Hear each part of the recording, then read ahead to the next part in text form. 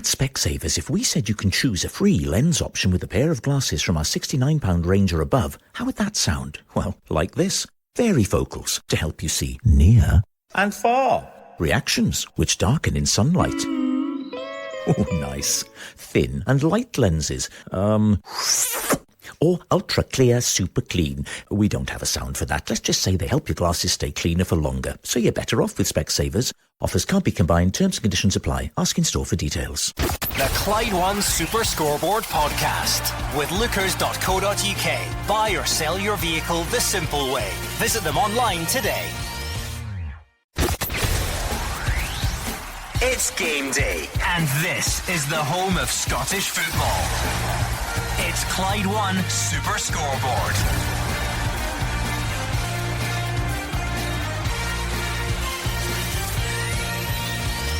Good afternoon and welcome to Clyde One Super Scoreboard as we kick off a blockbuster weekend across Scottish football.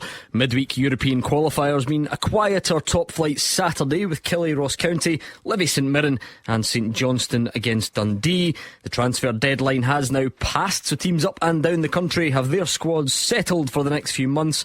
And on to tomorrow, the small matter of Rangers against Celtic. I'm Gordon Duncan, and joining me in the studio is Gordon Dalziel, Mark Wilson and Hugh Keevins. Let's be honest. Let's be perfectly honest. We're all here marking time. Don't do it. I know what you're going to say. You're about to disrespect the fans of 6 teams who are playing in the Premiership today. No, I wasn't, because you never give anyone a chance to say what they're intending to say.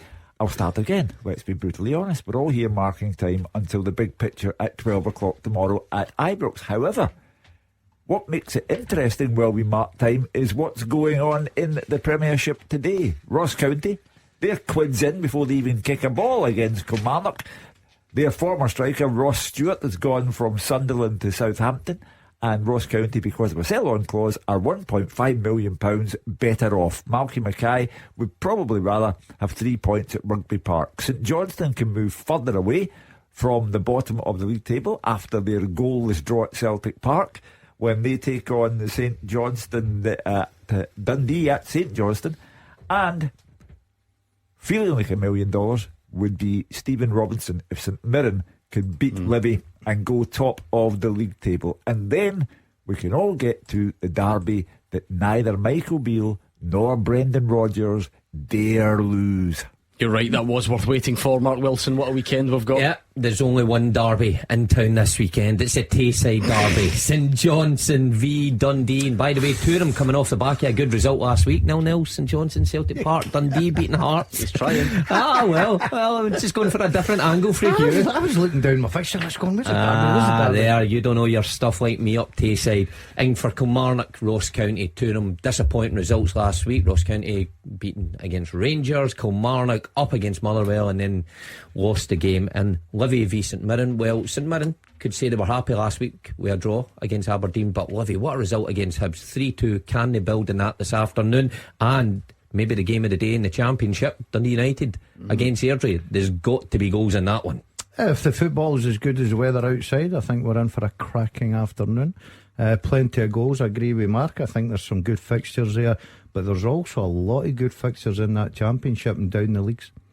Indeed there is. Strap yourselves in. It's going to be a busy Saturday, probably an even busier Sunday in this part of the world, but this is your starter ahead of that one tomorrow. And of course, Hugh, when you think about the week that we've just had, one of the busiest weeks of all time, really, when you think about European qualifiers and Scotland squads and deadline days and European draws and all the rest of it. It's been quite a time. We have to be honest with ourselves. The performance of our teams in Europe was hopeless, pathetic.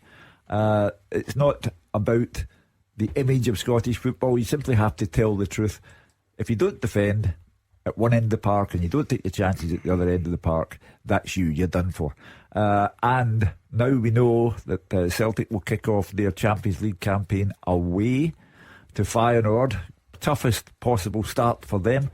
And Rangers will be at home to Real Betis in the Europa League, which is again a good indication of how that group will go for them. So Aberdeen, Hearts and Hibs all lick their wounds, and there'll be special scrutiny on the Aberdeen Hibs game tomorrow, and also when Motherwell go to Tynecastle, because Hearts right now are a poor lot.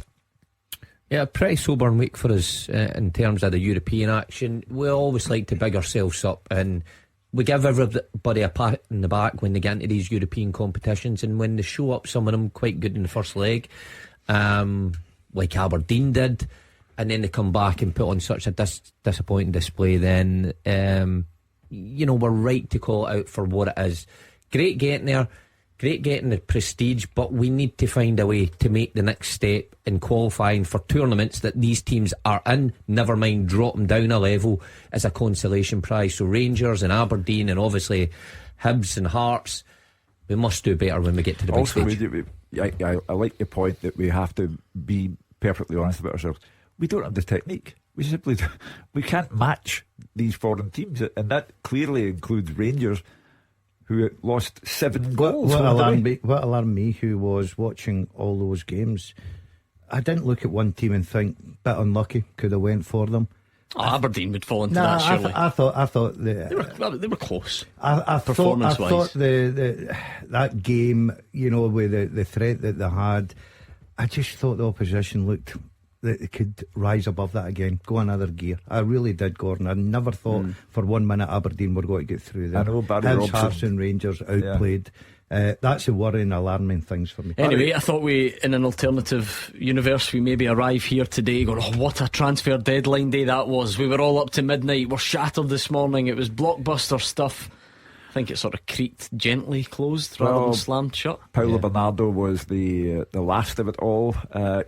By the same token, Celtic and Rangers have spent, by Scottish standards, a fortune. Celtic up to £18 million, I think, in terms of their transfer business. Rangers have spent a lot of money by their standards as well.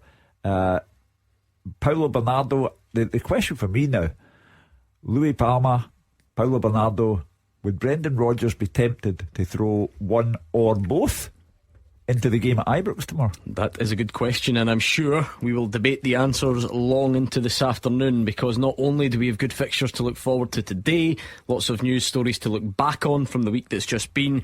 As Hugh quite rightly alluded to, there are a few questions to be answered ahead of tomorrow's match at Ibrox as well. So you can stay in touch all afternoon at Clyde SSB on Twitter. I'll give you the nod when the open line is here. And let's get stuck right in. Let's do some team news around the grounds then. Kilmarnock against Ross County. Gabriel is there for us. Yes, I am, Gordon. It's a beautiful sunny day down here in Ayrshire. It's a great time to be a Kilmarnock fan at the moment. Supporters just starting to stream into the stadium now, and the club have just broken a 30-year season ticket sales record. That's how impressive their start to the season has been. Of course, beating both of the Old Firm clubs and drawing away at Hearts as well.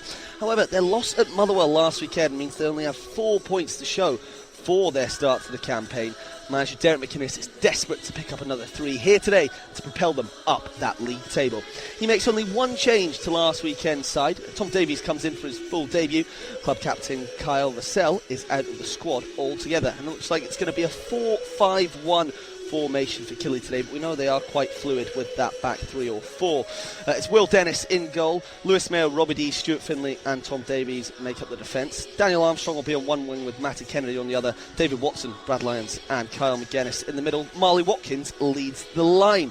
Now, Dallas joined the club late last night. He was actually the final audition for any Premiership club of the transfer window. He is among the substitutes, as are O'Hara, Wright, Sanders, McKenzie, Polworth, Murray, Warnock and Cameron. Ross County arrive here 2 places below Killy in the table. They've only won 1 of their opening 3 matches with 3 points to show for it. However, 2 of those games were against Celtic and Rangers. Malcolm Mackay makes 3 changes to his team from 7 days ago. Turner, Reid and Nightingale come in for Sims, Harmon and Loturi. So the team is as follows. Ross Laidlaw in goal. The defence is James Brown, Jack Baldwin, Ryan Leake, Josh Reid and Will Nightingale. Kyle Turner, Conor Randall and Jan Dander in midfield. Simon Murray and Jordan White are up top. Deadline day signing Scott High also makes the bench. He's joined by Monroe, Purrington, Sims, Laturi, Harmon, Henderson, Brophy and Smith. The referee will be Kevin Clancy. Greg Aitken is the VAR. Now, Ross County haven't won here in 6 years, Gordon. Can they change that today? That's the big question. We'll find out shortly. Kickoff is under an hour away. Yeah, looking forward to that one. Mark, you think Gabriel hits the nail on the head. Of course, Kilmarnock's start to the season has been great and they've played tough opposition, but very quickly the games catch up on you and you think, well, if it was to be 4 points after today, it then kind of stops becoming a particularly impressive start to the season. Oh yeah, I would agree with that, no doubt about it. I mean, last week going away to Motherwell, it's always a tough fixture, that, and Motherwell, when they come back and nick it in the last minute, that result takes on a different kind of significance. But today, when you're at home against Ross County, if Derek McInnes has any aspirations of finishing the top 6, with a lot of the signings he's made, it looks that as his aim, and maybe even push that further, then he has to win home games, and particularly against those who will finish below him. I believe Ross County will finish below Kilmarnock this season, but these are the games you must win, and Derek will be reeling that to his team, because there's no point, beating Celtic in the cup, beating Rangers at home in the league, if you're going to then start falling away against Motherwell and Ross County. So they have to get it right this afternoon. Home form is so good, of course. Gordon, last season. Well, they've started off 3 games. They've got a full house. They've won 1, they've drew 1, they've lost 1. I think Mark's right. If you're going to be challengers and everybody's got one eye in Kilmarnock, especially the way they've started beating Celtic and Rangers, then you've got to go and win these games, especially against Ross County. You don't want to be waking up at 5 o'clock tonight and realise that Ross County have leapfrogged you, and all of a sudden everybody talking about this terrific start that Kilmarnock's made. No longer there. Okay, we've given you, Hugh, we've given teams against Kelly Ross County. I was going to move on quickly to Livy St Mirren, where David Friel is watching. Yeah, Gordon, the good news for St Mirren yesterday, the great news, Stephen Robinson Manager of the Month award for August. I think it was a deserved award, but the bad news is there's plenty of doommongers out there. There's plenty of ones that look at the negatives in life and believe that award comes with a curse and that Livy will win today off the back of it. We will see, but as you said earlier, St Mirren can go top with a win, so there's so much at stake for Stephen Robinson and his players. They're unbeaten in the 3 league games so far. They were seconds away from making it 3 wins in a row before Aberdeen equalised with the last kick of the ball last week. That was a huge blow, but it's still been a fine start for St Mirren through in the League Cup as well. They've got a really settled side now. Markahara's out, but they've not really missed him. You can understand why Hibs have been credited with an interest in Stephen Robinson. He's a top manager, he's doing wonders in Paisley, and if he keeps this up, it's going to be hard for St Mirren to keep hold of him. Quite into the window for St Mirren, but I don't really think Stephen Robinson felt he had to add anything. They're stuck with the same team that drew with Aberdeen last week. Zach Hemming in goals, Marcus Frager, Alec Gogic and Richard Taylor at the back, Ryan Strain, Keanu Bacchus, Caelan Boyd Munns and Scott Tanzer in the middle, with Conor McMenamin and Greg Kiltie in behind Toyosi Olasanya. Subs for St Mirren are Kelly, Small, Jameson, Bolton, Lennon, Grieve, Dunn, Flynn and Namani. As for Livy, they come into this game with a lot of confidence as well. Obviously beat Hibs 3-2 last week. That done for Lee Johnson. That spelled the end of his era. David Martindale's obviously going to be looking to building that this week. It was a quiet end to the window for them as well. Experienced Englishman Danny Lloyd came in, but that was it. The positive though for Livy is they managed to keep a hold of Joel Newbley. I think David did his best to try and sell him. He mentioned him in every press conference. He obviously would have welcomed the cash, but Livy are certainly a stronger side, with the forwards saying. They have also kept the same team from last week. Shamal George in goals, Louis De Lucas, Ayo Obalai, Mikey Devlin at the back, with Jamie Brandon, Jason Holt, Andrew Shinney and James Penrice in the middle, Scott Pittman and Joel Newbley in behind Curtis Guthrie. Subs for Livy are Hamilton Parks, Lawal, Kelly, Singari, Lloyd, Bradley, Mackay and Anderson. The referee is Nick Walsh and the VAR is Andrew Dallas. How likely is it that Hibs do ask the question to Stephen Robinson? David Friel, how likely would it be, if it even got to that stage, that he would say yes? How do you view those links? Yeah, it's credible links, of course. I mean, I think Hibs would be daft not to at least ask the question. For me, Hibs probably were too quick to get rid of Jack Ross, Gordon. They then went down the young manager route and Sean Maloney. That didn't work. They then go down south to Championship League 1 with Lee Johnson. That didn't work. So for me, go for a tried and tested manager in the Premiership, whether that's Stephen Robinson, whether that's Derek McInnes. Someone of that ilk, I think, is who Hibs should be going. Malcolm Mackay's another one who'll get a mention. Obviously Neil Lennon, former manager. Hibs still have a lot of fond memories of his time. It didn't end well, but he's got a lot of friends at the club. I don't think a lot of fans would be unhappy to see Neil Lennon back, so I'm sure he's a contender as well. And just on Neil Lennon, I meant to say one of the St Mirren substitutes today is Lennon, and it is Gallagher Lennon, Neil Lennon's son. That makes you feel old, Hugh Keevins. Well, nothing makes me feel old because I am. That's when I used to watch him in the gym. Remember when I was doing my rehab? So you got reduced. So you went from first team player to sub to babysitter to nursery teacher. Aye. But David Friel went through a list of names there, potential candidates for the Hibs job. David Martindale. David Martindale's a miracle worker. Now, it may be that the only place he fits is Livingston, and that maybe that's an impression that he gives off to other people. But David Martindale, based on what he's done at Livingston, deserves to be in the frame for that Fine job. then, winner gets the Hibs job. Well, a 90-minute shootout. Let's do it. I think Like I think Stephen Robinson will remain. Having told you that Lee Johnson wouldn't be the Hibs You manager did this time weekend, last week. You called it. I think Stephen Robinson will remain the St Mirren manager, and I think the Hibs will go elsewhere for their man. Well, there we are. One other game in the top flight. It's the big derby that Mark Wilson was talking about. St Johnstone Dundee. Fraser Wishart is there. It is the big derby. I think Mark might have had his tongue in cheek when he was talking about it, but it's a big game in this area of the country, and Dundee fans will be here in numbers, and it's unusual for a club of Dundee's size. If you look at St Mirren and Motherwell, whatever else, St Johnstone don't usually open the away end, but there'll be a big Dundee crowd here, and they don't like each other, the supporters apparently. Don't know why, but as you said earlier, Gordon, the transfer window's closed. I think that's much to the relief of the people behind the scenes at both these clubs who do all the paperwork, because between them they've signed 27 players, an amazing turnover of players over this summer. St Johnstone with 11 new signings, in Dundee, although they get newly promoted and they were very successful last year, have got rid of a whole team and brought in 16, and you can only imagine there might be a few more free agents to come. So Steve McLean, Tony Docherty can't complain about the backing they've been given by their boards, and it's now up to them as coaches to mould all these new players into a successful team. And Tony Docherty at Dundee has made a decent start to that, a good start to the season. And they come here on the back of an excellent win against Hearts last week, 4 points, 3 games. I think Tony Docherty will be happy with his team's form. Luke McCowan's been their star man so far, assist for the equaliser on the first day of the season against Motherwell, and then that brilliant goal last week against Hearts, the winner. And so St Johnstone will have to stop him and his creative talent and his goal threat, obviously. And St Johnstone, as we've spoken about, awful start to the season in the League Cup, and then lost the first 2 league games quite heavily. But Stephen McLean put 8 of his new signings in the team last week, and it paid off. They got a point at Celtic Park, but we still have to say they've not scored a league goal in those 3 games. So it's a different type of game. They could sit back last week and just soak up the pressure of today. They'll be expected and certainly need to make something happen at the other end of the park. And for St Johnstone, that's always been their problem, is scoring goals. Where will it come from? Steve McLean added Sven Spangler, a midfield player, and Dialing Jayasemi to the squad, who's a winger, but neither of them are in the squad today. So it's up to Stevie May, who returns, and subs Luke Jeffcott and Chris Kane to get the goals. Pitch looking magnificent, sun shining, hopefully an exciting game, although I don't expect a lot of goals today. It's always tight between these two, and there might just be one goal in it for either side will settle the game.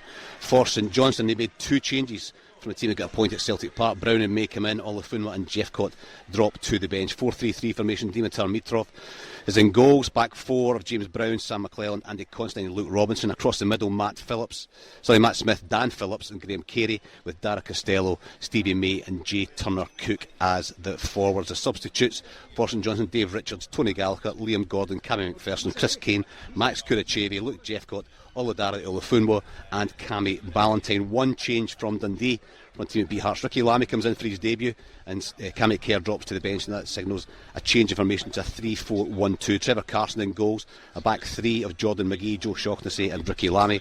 Across the middle, Luke McCowan, Finlay Robertson, Malachi Boateng and Owen Beck, with Scott Tiffany off the front 2 of Zach Robinson and Amadou Bakayoko. Dundee subs: Adam Ledgkins, Cammy Kerr, Lyle Cameron, Lee Ashcroft, Josh Mulligan, Charlie Riley, Zach Rudden. New signing Ryan Howley on loan from Coventry, and Mohamed Silla. And the referee today at McDiarmid Park is Willie Collum, and the VAR is also a very experienced man in John Beaton. No controversy there, I'm sure. Dundee United against Airdrie, our featured championship game, under the watchful eye of Dave Galloway. Yeah, Gordon, Dundee United appear to be finding their feet after a losing start to the season that included that nightmare League Cup loss to Spartans that caused uproar among their support. They've enjoyed 4 wins and a draw in their last 5 games, that draw coming in the previous home game when a 95th minute goal made 1-1 against Dunfermline, watched by a healthy 9,000 strong crowd. And another decent attendance is expected here again this afternoon afternoon for the visit of an Airdrie side geared up for entertaining, attacking football. Remarkably, the Diamonds have scored in their last 37 matches, so hopefully everything is lined up for a cracking Tannadice tussle. Dundee United make just the one change. It's Kieran Freeman in for Ross Docherty.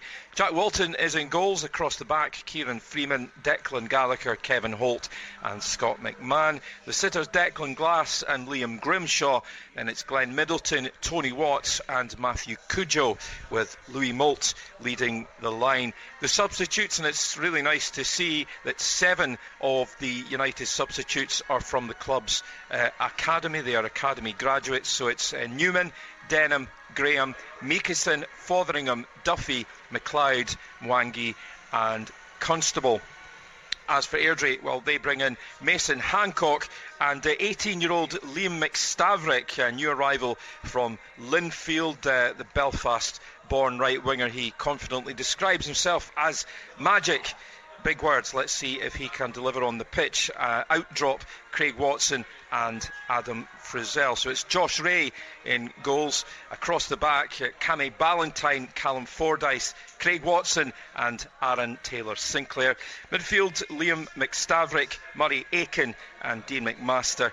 Up top, it's the three of Gabriel McGill, Callum Gallagher and Lewis McGregor. The subs for Airdrie today: Hutton, McCabe, O'Connor, Todorov, Watson, Dunlop, Gallagher, that's Gavin Gallagher, Cassidy and Spalding. And your match referee at gloriously sunny Tannadice is Chris Graham. That's you up to speed with your team news then. In the 3 o'clock featured matches on Clyde One Super Scoreboard, we'll go over the week's biggest talking points next. And now a word from our podcast sponsor, Lookers Motor Group. They've got Jaguar, Land Rover and Volvo showrooms across Glasgow and the West, so you can find the new or used approved car that's right for you. The Land Rover showrooms can be found in Motherwell, Darnley and the north of Glasgow, with their Jaguar and Volvo showroom found in Hillington. And right now at lookers.co.uk you can browse and shop 24/7, value your part exchange, order and take delivery from the comfort of your own home.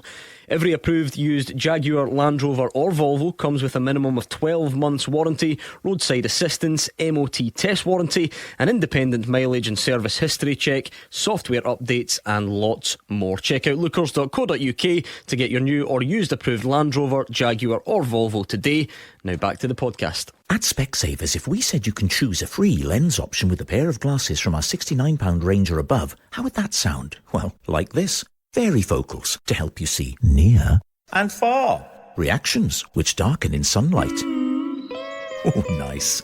Thin and light lenses. Or ultra clear, super clean. We don't have a sound for that. Let's just say they help your glasses stay cleaner for longer. So you're better off with Specsavers. Offers can't be combined. Terms and conditions apply. Ask in store for details. Action as it happens. And your reaction from 5 on the open line. This is Clyde One Super Scoreboard.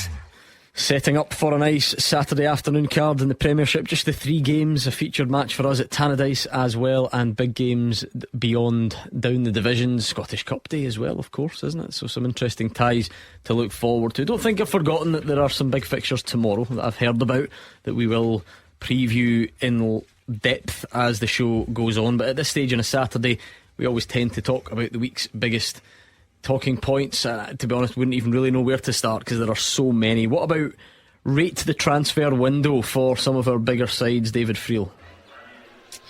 Rate the transfer window, what a question that is, Gordon. I know a lot of the talk in the last sort of 72 hours has been about Celtic's transfer window.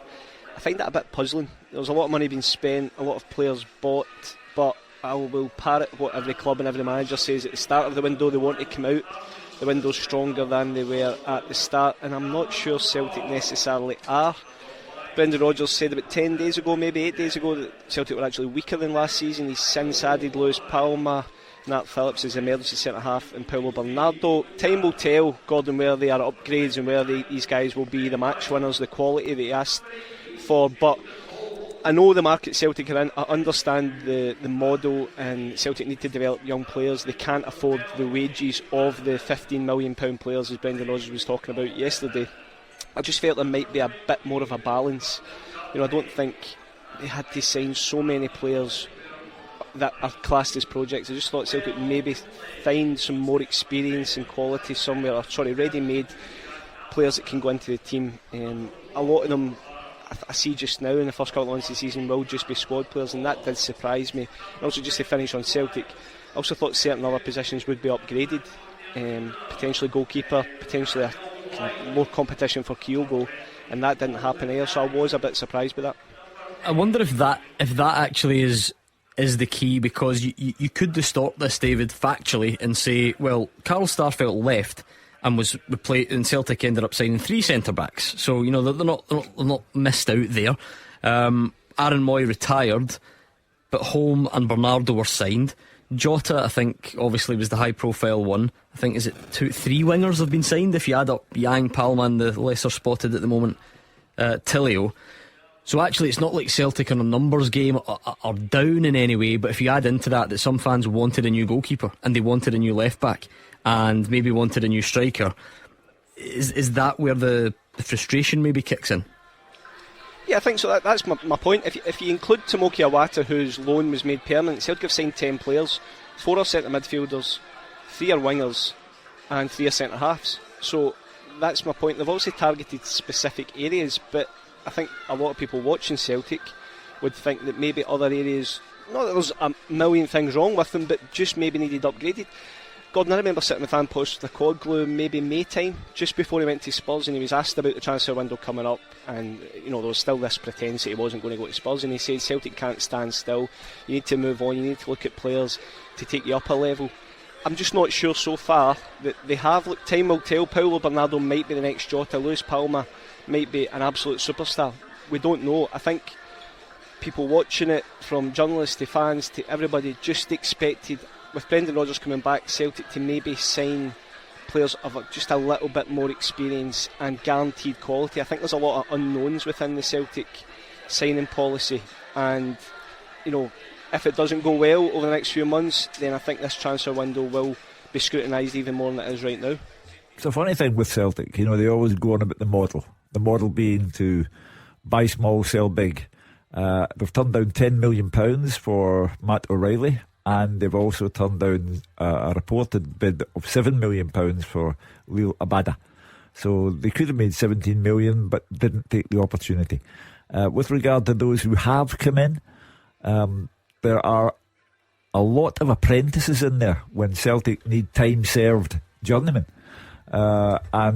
I think they do, though. This is the difficulty, isn't it? Because David said something there about guaranteed quality, and I was keen to let you come in. I was going to say to David, though, what is guaranteed quality at a Scottish Premiership club? Well, Celtic now have the dual responsibility of trying to retain the Premiership title and a Champions League group, which I think is very demanding. I think Lazio, Atletico Madrid and Feyenoord adds up to a real ordeal for Celtic, and we'll know right away when Celtic go to the Netherlands to play Feyenoord in the first match. I look at David's quite right.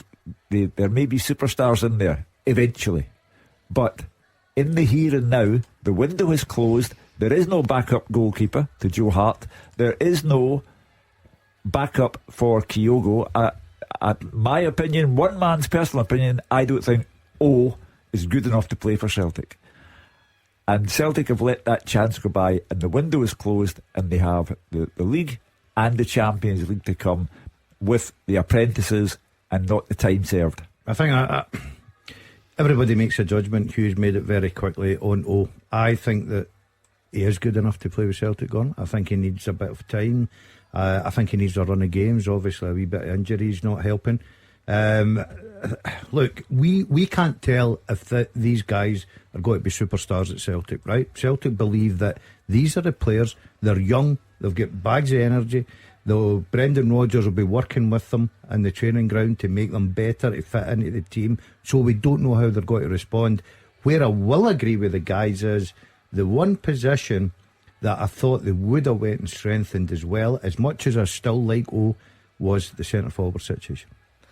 Yeah, have to agree with that. I mean, I'm a bit in between. Well, I think Daz is right. He needs probably a wee bit of time, and again, I argue that we sometimes give players too much time. But I don't see pushing Kyogo the way Giakoumakis pushed Kyogo. There was a certain time where there was an argument that Giakoumakis would start ahead of Kyogo for some big games because what he was bringing to the team every time he stepped on the pitch, whether it be a substitute or a starting appearance, he would score. I don't get that from O, which then leads me to think the same as Daz, that Celtic needed a centre forward, someone who was going to push Kyogo and put a question mark in Brendan Rodgers' head about who was going to play in some of these big games. And they've not done that. I think it's one glaring position. It's here. I get the goalkeeper argument. Okay, my argument was that Ange Postecoglou didn't opt for another goalkeeper and Brendan Rodgers didn't.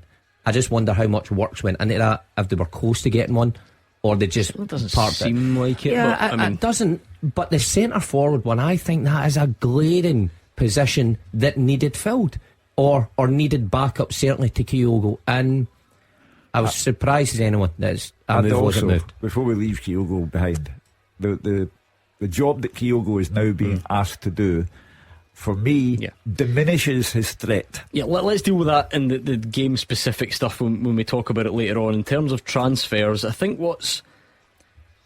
I know not everything has to be a comparison, Fraser, but on this weekend of all weekends, let's do it. When you look at Rangers' situation in the window and Celtic's situation, Celtic had a very good season last season and Rangers did not. So from that perspective, you would think Celtic needed less. They needed fewer players in than Rangers. Rangers then lost a lot of recognised players from last season, probably more than Celtic, and yet Celtic actually ended up signing, I think, was it one more or the same amount as Rangers in the window. So it's just been a strange window in that regard, hasn't it?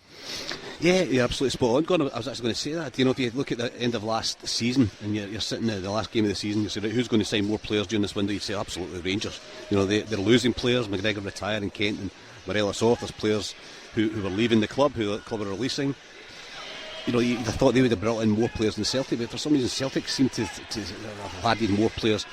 And I think it's interesting what David Steele was saying about certain positions, because Rangers are pretty much the same. You know, they've brought in players, all of whom are pretty similar in attacking areas. And again, I would have thought maybe bringing another left back, another centre back. There was talk about the new Ryan Kent. There's little in the way of wide players. So from that sense, Celtic seem to have too many wide players, and I think Maeda will probably move into a more kind of central role to challenge Kyogo. Now they've got all these other wingers as well, because they're not going to play that money for Parma and not play him as well. So I think there's going to be changes in that sense. But you look at Rangers squad, they've not got anybody that can play really comfortably in a wide position. You know, they had Matondo, who's come in and began to show a wee bit with his pace, but sometimes just lets himself down the last third. Cifuentes played a bit wider during the week against Feyenoord. That's not his position. So the three strikers they brought in, Dessers and Danilo and Lammers, all very similar as well, but all down the middle. So it's almost like you could take a couple of wingers out of Celtic's team and put a couple of midfield players into the Celtic team, and all of a sudden there would be a better balance there. And it's been really interesting to see how it's gone about. But again, you know, you're talking about, you know, Jota is sold for 25 million, and Celtic fans think, yeah, let's go and get the big players. You can't just do that. You know, you're going to have to pay a lot more money in terms of transfer fees, but also the salaries that they can offer. They're not going to get the players. I mean, Cole Palmer goes from Man City to Chelsea for 45 million. The lad has played about a dozen games. It's a different world. So in this market where they're both looking, it's not always going to be successful bringing in somebody for 2 or 3 million, but they're going to have to hope amongst those 9 or 10 there are 3 or 4 gems that are going to improve your team. Yeah, and that leads us on nicely to Rangers' part in the transfer window. Again, lots of bodies brought in, as you mentioned.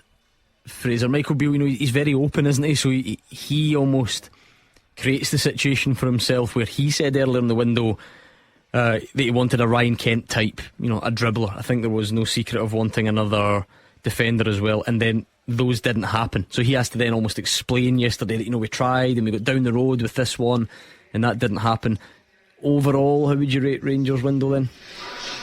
I think at the moment it looks like an average window, but I think it's how the lads up front settle in. How does he pick his best team? And it'll be interesting to see both teams tomorrow. But I think particular Rangers, I think Lammers has looked a decent player, but he looks as if he's somebody who wants to play through the middle or just off the main striker, but he's been coming in off the right. Danilo, I'm not sure where he's going to fit into Rangers' team. Dessers is certainly a striker, can't really play any other position. So they've almost got 3 central strikers who have been their big signings of the summer. So how do you fit them in? And if you look at the Rangers team during the week against Feyenoord, there's only 3 of his new signings started. Butland, who I think's who's been terrific, and I don't think he's a downgrade on Alan McGregor.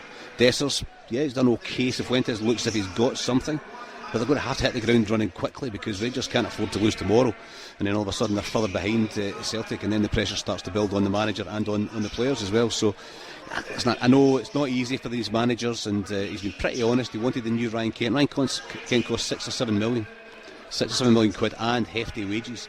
And Rangers don't have that kind of money, and they've spent a lot of money compared to where they've been the last couple of years over this summer. So again, neither manager, as I said earlier about the two managers here at Perth, I don't think any manager in fact in the Premiership can say he's not been backed by his board. It's an extraordinary amount of signings across the board, but Celtic and Rangers, Rodgers and Beale, they can both say that we have been backed, and it's now down to them to make the best of their very good squads. We don't know what Brendan Rodgers is thinking though, Fraser, because does there remain a possibility, and I get what you're saying, look, numbers of signings yes, and outlay financially yes, but if Brendan Rodgers does come out of this window saying, well, I wanted a left back and I wanted a goalie, and I don't know if he does think that, but if he does, then there would be an argument to say that he's not been backed.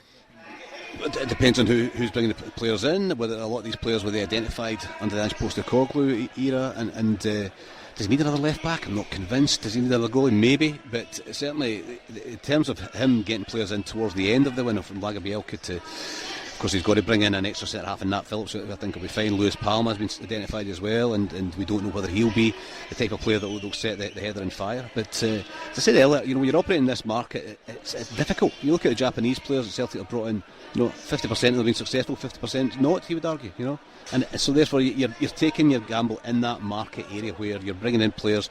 Can they, for a £2 million player, can they play better than that? Are they going to improve? Are they going to make the team better? And that's a difficult area both the Old Firm teams find themselves in a time when they probably want to bring their wage bill down a bit. Quickly, Gordon, you can get the final say. Rangers window, we discussed Celtics, how would you rate it? Average just now. But just still copied Fraser Wishart's. Was that what he said? Sorry, I wasn't listening. Same answer.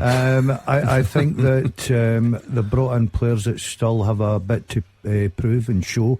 That could be tomorrow, because you know what like it is. If you, for instance, if you're a Dessers, Lammers, a Danilo, if you get a winner against Celtic tomorrow, you're an instant hero. So there's still plenty of time, but I think it's. I like the goalkeeper, Gordon. I've got to say, I think his best signing in the window is certainly going to be the goalkeeper. I think he's been excellent. Big gloves to fill in, after McGregor, obviously. But there's still one or two in the forward positions. A lot to do for that was great from you, because you took the big shoes to fill analogy big and you gloves. Adapted it because he's a goalkeeper. Yeah. I see it on it. He's a man on top of his game. Hugh Keevins. We can argue all day long about who had the best window and what the window looks like for Celtic and Rangers, but there's one thing I do know. Again, one man's personal opinion. These two transfer windows will need to work for Michael Beale and Brendan Rodgers, because the one who finishes second in the league will not be the manager the season after. He's listen, the Lee Johnson prediction has spurred him on for the rest of the season. There is no holding this man back now. We'll park that for the moment. There'll be plenty more previews ahead of tomorrow, I'm sure, as the afternoon progresses, but we will go back around the grounds ahead of 3 o'clock kickoffs next. The team with the biggest support in Glasgow and the West. This is Clyde One Super Scoreboard. Mark Wilson, Gordon Dalziel and Hugh Keevins are in the studio. The top team are out and about. A lovely day for it. I know you don't tune in to Clyde One Super Scoreboard for a weather update, but there we are. It is a good day for some football. A very quiet card in the Premiership. These Thursday night qualifiers. It does mean you've got a blockbuster Sunday to look forward to, with Aberdeen, Hibs, Hearts, Motherwell and that other wee game along the road in Glasgow. 3 big games in the Premiership today though. Livy, St Mirren, St Johnstone, Dundee and Killie, Ross County. Gabriel is at Rugby Park. We put this slant on the St Mirren game, Gabriel, but I wonder if Kilmarnock fans are a touch nervous that Derek McInnes might be one that Hibs would ask a question to. Yeah, 100%, Gordon. I was actually down at Villa Park on Thursday, speaking to lots of Hibs fans, supporters, asking them who they want to be the next man, and a lot of them were saying we want someone who knows Scottish football. You've seen a lot of the recent managers, Lee Johnson, even Sean Maloney, Paul Heckingbottom, didn't really know the league too well, hadn't been around. whereas they were talking about Stephen Robinson, Derek McInnes, and that's where Neil Lennon came into it as well, as men that know the league and will know what it means to go away to Ibrox, to Tynecastle, to Celtic Park and Pittodrie and try and win the matches. That's what they were saying. So Derek McInnes 100% you would think would be considered by the hierarchy at Hibs. But if you were a Kilmarnock fan, you'd be looking at the squad that McInnes has started to build here and the start of the season and think, why would he leave? As I said earlier, a 30-year record ticket sales has been broken for the season tickets. The squad is looking a lot stronger. McInnes himself saying that this is finally the group that he wants, and brilliant results against both of the Old Firm clubs. A draw away at Hearts and a win today turns that impressive start into a brilliant one. So Killie fans, they're in fine voice here today, and I think that they'll be confident that even if Hibs do come calling, McInnes would rather stay put. We get caught up in the drama or lack of on deadline day, Gordon, and I wonder, you forget sometimes that teams do their business early, and you look at Kilmarnock. Gabriel's right, that's Derek McInnes' team, and it is so deliberately built with guys that have played in this league before, are from this part of the world even. Yes, he started a journey. He took over it when they were in the Championship, Gordon. They got him up into the Premier League, survived last year. His away record wasn't particularly good, but he's really built a strong squad. Got off to a terrific start. You can't get any better than beating Rangers and Celtic in your own patch. This is a big game because they've got to continue that. They lost that momentum last week at Fir Park. Would Derek McInnes consider Hibs? I think he would take his time. I think he'd look at every angle of it. Hibs are a massive club. You're talking the last time they played St Mirren, I don't know if you know this, 17,500 was at the ground. So and you were one of them. I was one of them. The potential's there, but I think looking at what he's building at Kilmarnock, I think he's very happy just now. I would answer Gabriel's question. Why would he leave? Because Hibs are a bigger club than Kilmarnock. Rangers were a bigger club than Aberdeen and he turned them down. Let's hear from him. Been a decent start, a strong start. If we can be a top 6 team before we get into the split and be in the quarterfinals of the Cup, we're looking forward to that one when it comes round, then we've got to be pleased with that. So we've got work to do, try and do that. The players are annoyed at themselves really that we allowed at least point to go without our grass in the last second of the game. Livy St Mirren's a good one. David Fool, they always worry about the dry artificial pitch, but I wonder if David Martindale's tears of shock at not moving on Joel Nouble for big money will be enough to give you a nice slick playing surface. It wasn't for the want of trying. I think David would laugh at himself. I mean, as I said earlier on, Gordon, he seemed to mention it every time, but look, he'll be happy still to have him in some way because he's such an important player for Livingston. He's so unorthodox.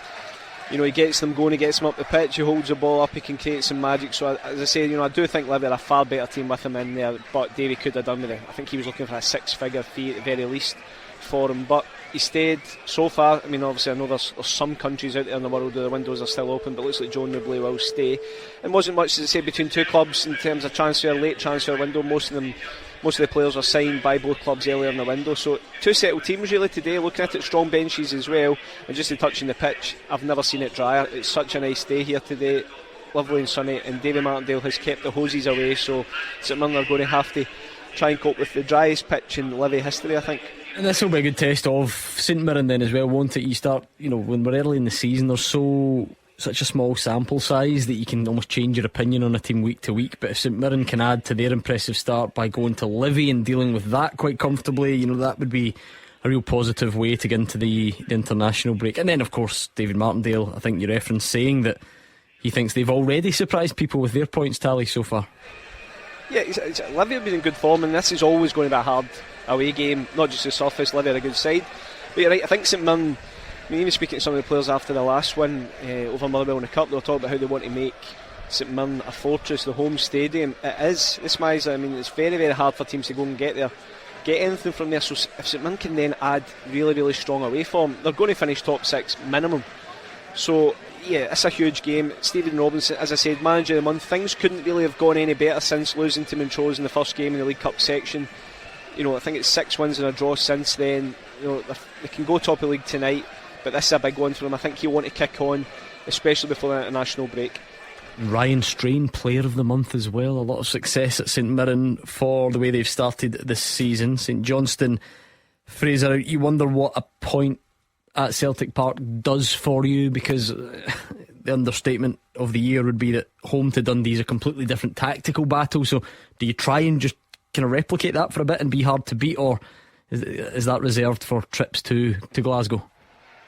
Well, I think that this time last week, St Johnstone fans were probably dreading going to Celtic Park, you know, in the back of the League Cup campaigns, in the back of a 2-0 loss here against Hearts, a 3-0 I think it was up at Ross County as well, and that was a really important point. But I think today is an important game as well, because it's a local derby. It's a home game against a team you would expect to be around the mid to the bottom end of the table where St Johnstone would be. And when you look at their next two fixtures, they play Rangers here next week, then they're away to Hibs, and by that time Hibs will probably have a new manager.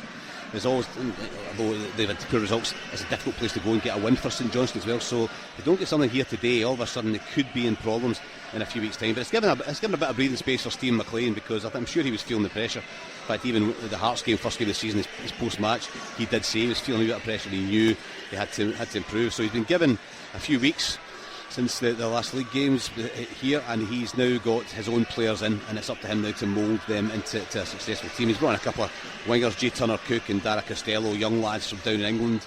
Who knows whether they'll be good enough up here? I'm sure they'll be very quick in these wide areas as well, but can they produce the chances for Stevie May? And that's the problem, is who scores the goals. I said earlier, they're the only team that haven't scored a goal in 3 games, so I think it's a very important game today for St Johnstone. Yeah, but forget all that stuff. What about the real important issue? Is he wearing that nice wee jumper again? He dressed up for his trip to Celtic Park and it brought him good luck. Is he gone again? Oh, I haven't seen him out. I've seen Liam Craig and the coaches have been out with the players, but I'll have a wee look. Fashion watch. If there's one man for that, Gordon Dalziel, you'll agree it is Fraser Wishart.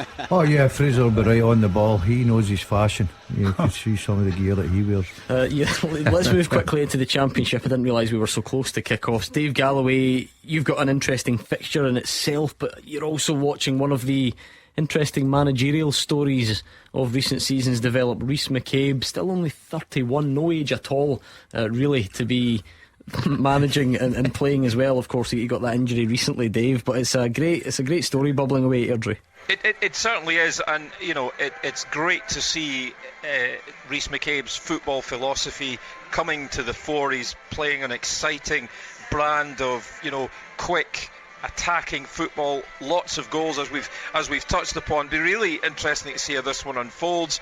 United will need to blunt that attacking threat, won't they, of a visiting side that hasn't failed to score since the defeat against Alloa. That was 11 months ago.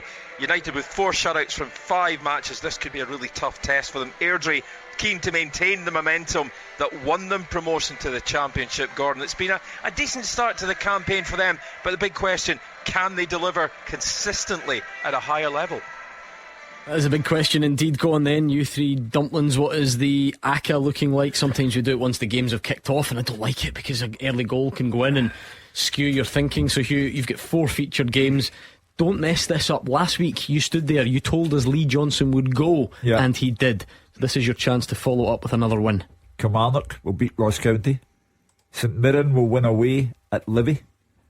St Johnstone, no goals in 3 games. Talk about making very little go a long way, but that suggests there is a problem in that department. I'm taking Dundee to win at Perth, and I will go Dundee United to beat Airdrie.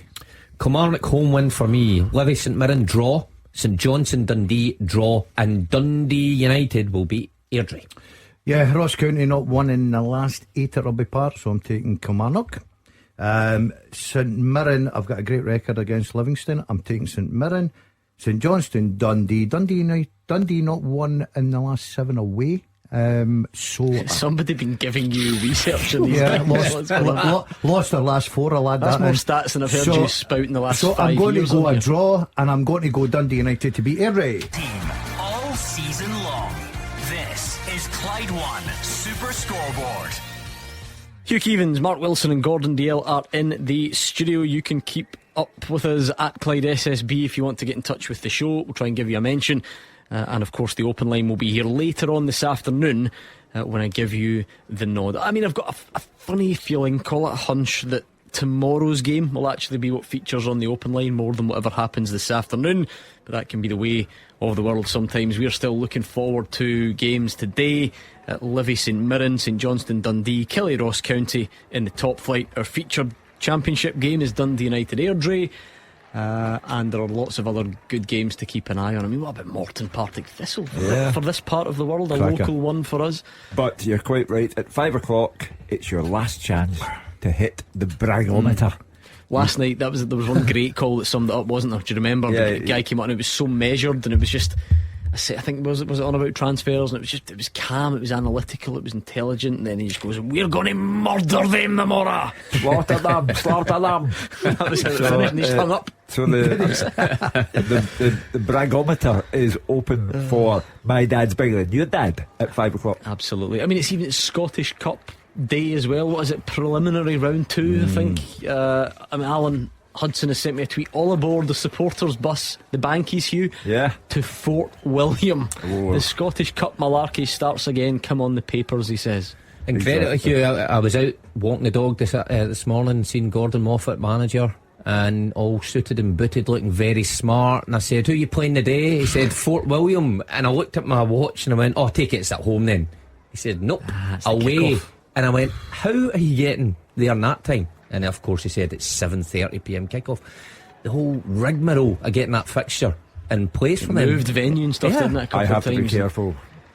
Mrs. Keevins comes from Fort So William. she does. A divided household for you. Yeah, because the season ticket holders at the Bankies were talking about it last night, but the matriarch, she who She's must the be boss. obeyed, comes from Fort William. That must have been a nightmare when you were dating her, getting home at night. He doesn't drive here. Oh, exactly. I was taken up to Fort William so that they could see what a Glaswegian looked like.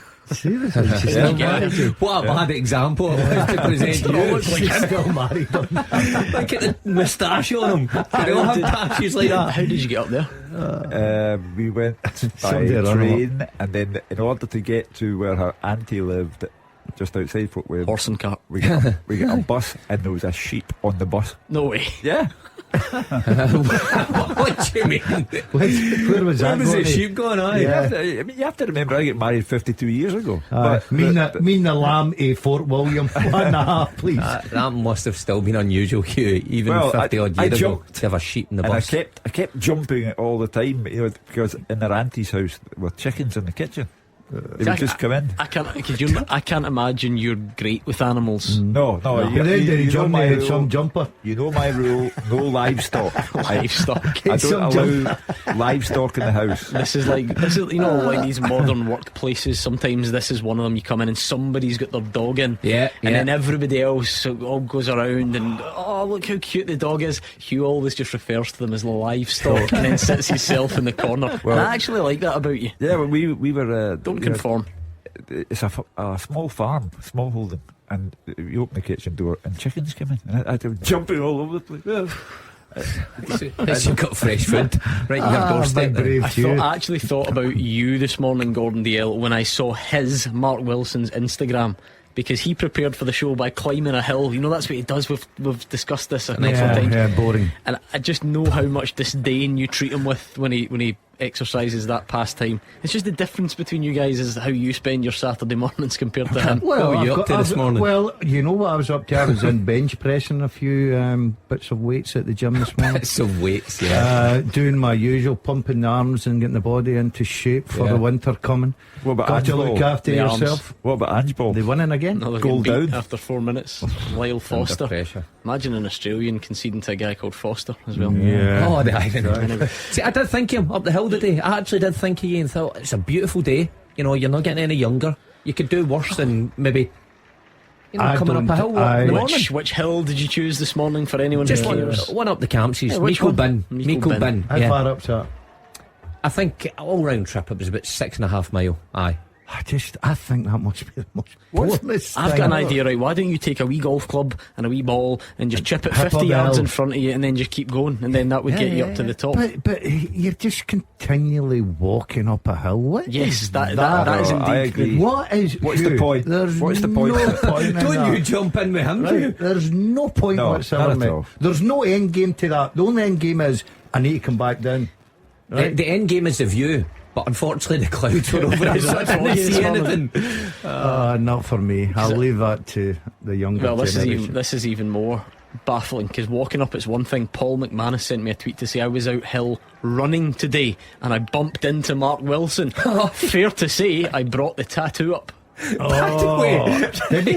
walking down and I see this group of young guys coming. There must have been about 8 of them, and I had to grab the dog and put him on the lead in case he chases them. And as they're running by, morning, because that's the etiquette in the old hill walking. Morning, one of them at the back turns and says, "Hey, here, he's got your name on the back of his leg," and just continue to run.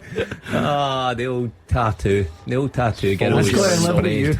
It's got to live with you. If there's no point to hill walking. Hold on. One of our featured games. Let's do this for the first time today. Goal flashes with M&D Green Pharmacy.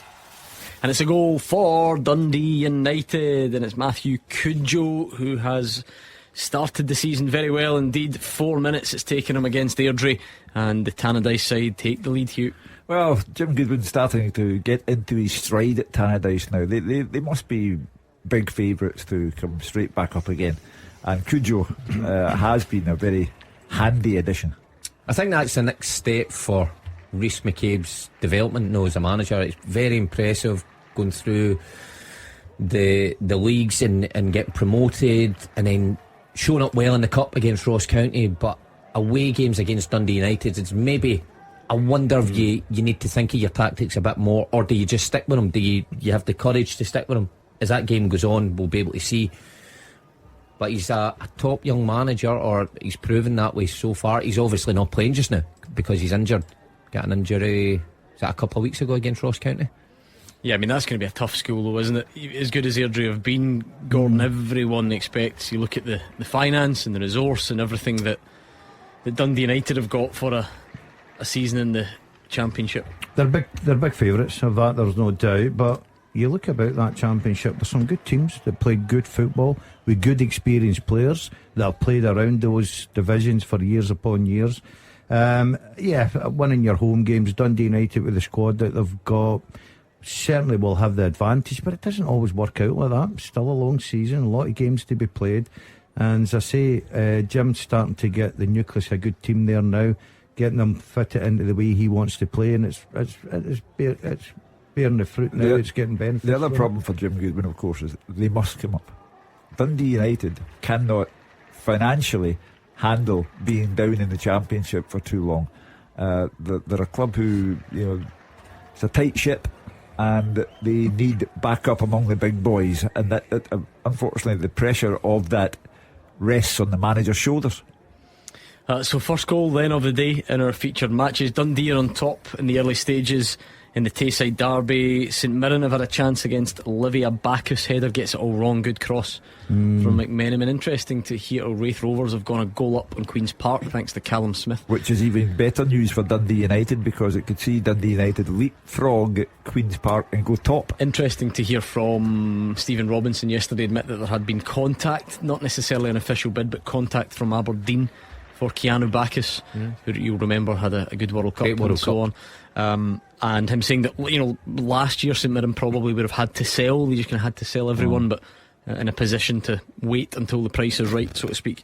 Well, they gave Eamon Brophy to Ross County because they needed to get him off the wage bill, St Mirren. So again, another tight ship there. But when you think about it, well, this Hibs job remains vacant.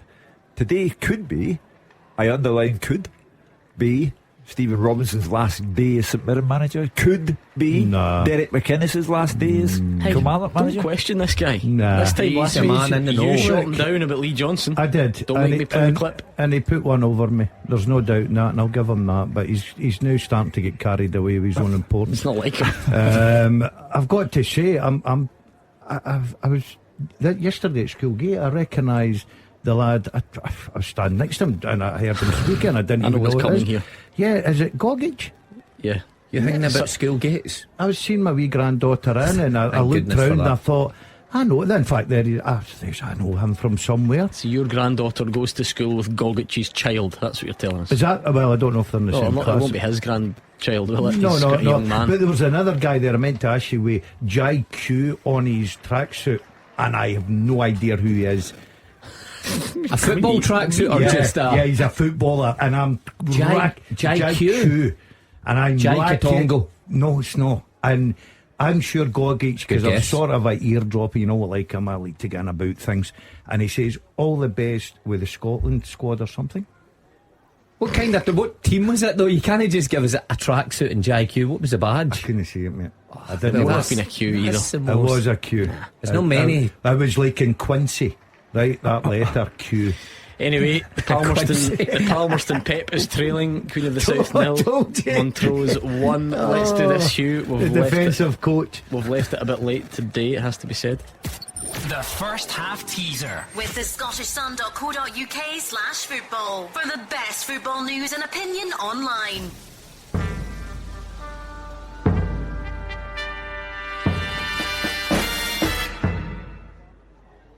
I think this is a tricky wee one. I'll be interested to how Ant Deck to my left get on with this one. Can you name the last 7 players to score in the first Old Firm game of the season? The last 7 players to score in the first Old Firm game of the season. Take it away. At Clyde SSB, you need to come up with all 7 answers, put them on one tweet and send it to at Clyde SSB. You need to really try and do it faster than everyone else. That is how you win the game. So that's your first half teaser. Get it going at Clyde SSB, and I'll give you some helpful hints along the way if you need it. So keep going. You got any so far? Yeah. Mark Wilson's pen is working Hold on. furiously. I was just writing the numbers down. 1 to 7. Right. The first one. Did he? Yeah. Did he? Louis Moult hits the post with a diving header. Then Glenn Middleton shoots across goal and goes wide.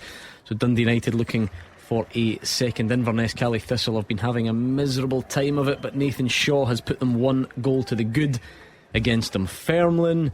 So the goals are starting to go in down the divisions. Nothing in the 3 Premiership games yet though. Dunfermline on the rebound from losing the Fife derby to Raith Rovers, so not plain sailing there. I thought I had another goal to tell you about, but stand down, false alarm. Nothing doing yet. There was a lot of early games in England, and it's that week we're heading into international week. I noticed Nathan Patterson whipping across a brilliant ball for Everton to score. So we want to see. It's always a good sign. We'll take that. They're struggling. 2-2 Sheffield United, my old club.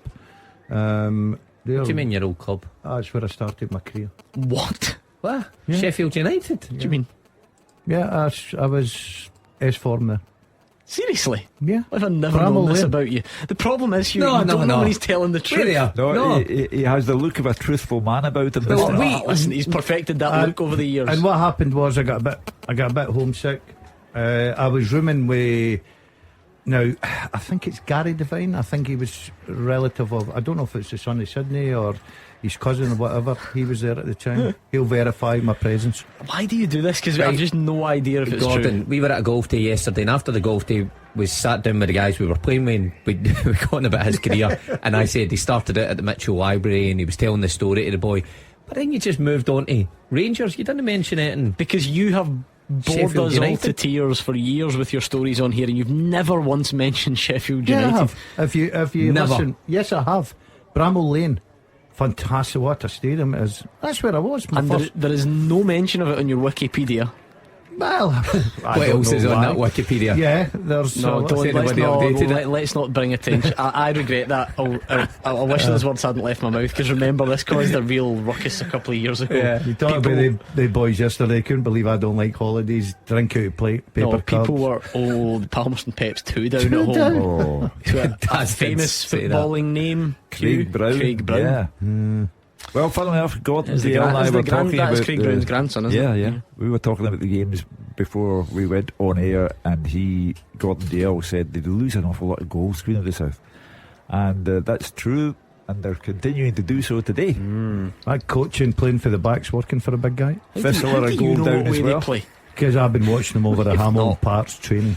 I sneak over on a Friday and see his set plays and everything. They actually have started the season well, so it doesn't really make much sense. Morton 1, Partick Thistle 0. I bet they've not kept many clean sheets. So it is, yeah. Robbie Muirhead, sorry Hugh, I was too busy googling Gordon Dalziel, Sheffield United. I can't see anything at all. I'll tell you what, they're the biggest dressing rooms I've ever seen in my life. I remember that. Oh, well, there we are. That's proof then. If you ask yourself, Why would a man lie about I know, being Sheffield yeah. United? It's a good point. I could have been in that film. What do you call it? The striptease one. Full Monty. I was in Sheffield. I could have been one of those boys. Yeah. Ange Ball has equalised. Heung-min Son, the captain, has pulled him level at Burnley. You always kind of talk about this on deadline day and throughout the season, and there are a million examples. Fine, you shouldn't really be surprised, but did I see Burnley sign a fullback for 30-something million pounds? Well, that's just ridiculous. Who'd never knows. really played. Did I see that? Is it Crazy. Maatson from Chelsea? Crazy. Does that actually happen in the end? That maybe I just see what happens down in England now.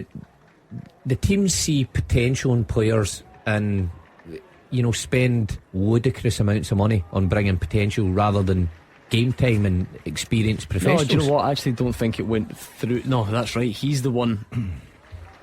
He ended up posting a video, I think, of him celebrating the move, celebrating himself rejecting the move, something like that. It was on. I don't know. It was on Sky Sports News, and him and his mate are sitting watching it, and he's saying, "No, I'm still here."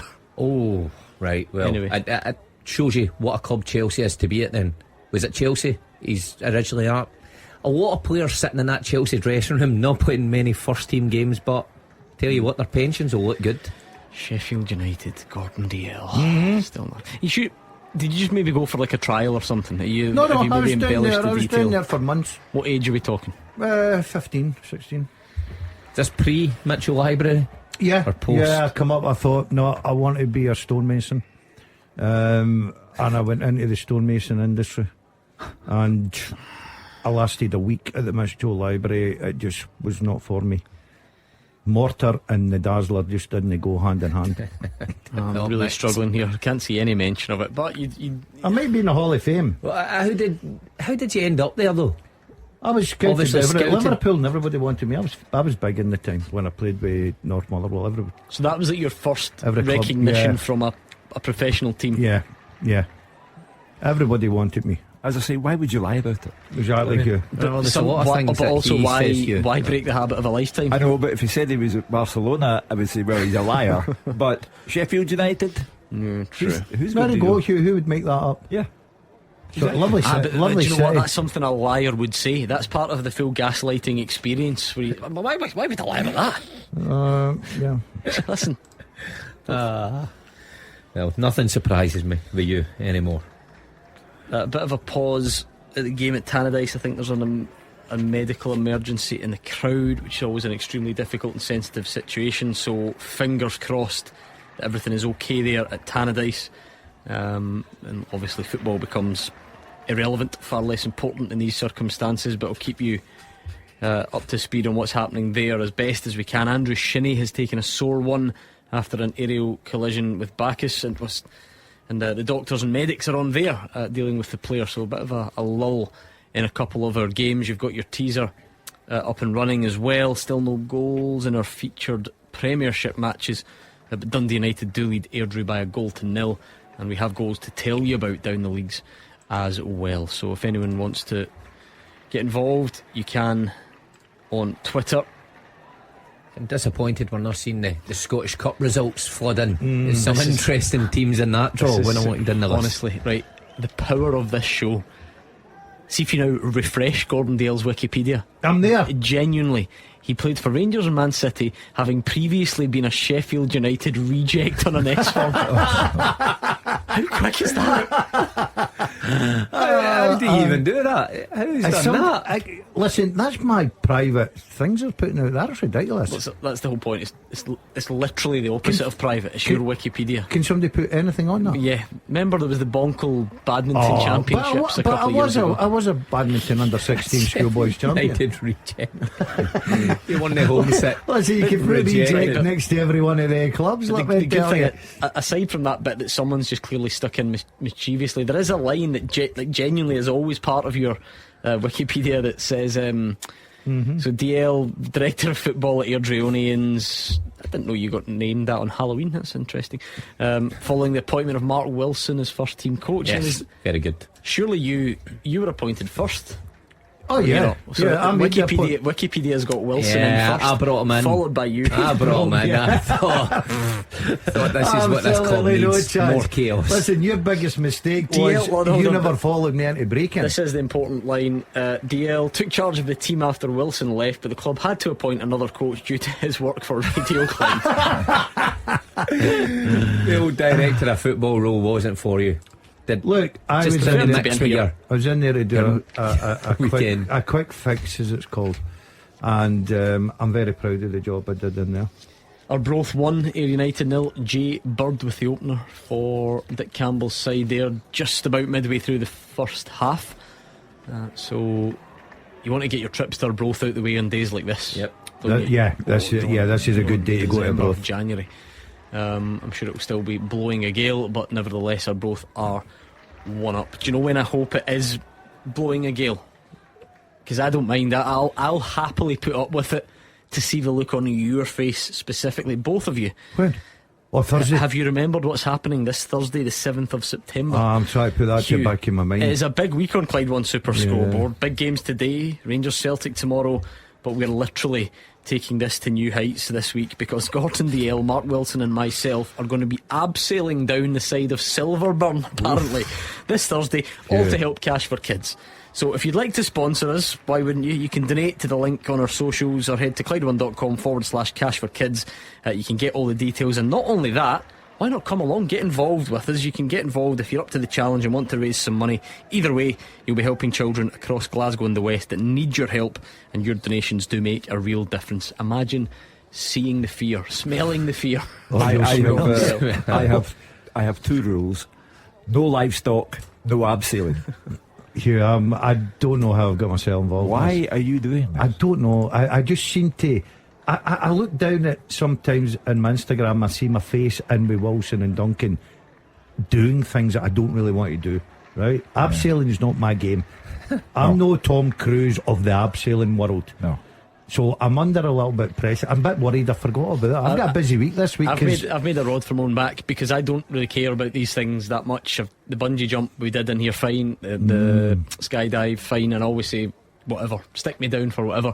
I genuinely and I hope I'm not going to expose a lack of internal organisation in this company.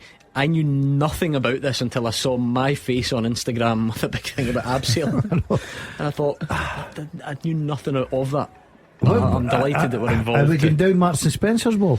Is it the Marks and Spencer's wall, or is it the cinema site? What are we talking here? I think the cinema's bigger in it, so hopefully the Marks and Spencer. I just don't know how we're going to get something down I've that. not done myself. Oh right, you think it's like outside the building? I don't know. Let's not confuse the details. Going to need some strong ropes for you. Is that how you've been in the gym? That's why he's been on the intermittent fasting that he was telling us about. Because they told him there was a weight restriction. Claw hold for claw like Spider-Man. Oh, I can't wait to see your face looking over the edge. Oh no, there's no fool like an old fool. Do you know what? I actually think fair play to you. What shoes do you wear? That's what I want to know. What do you mean? You're not? Do you wear climbing boots? No, they give you special abseiling shoes.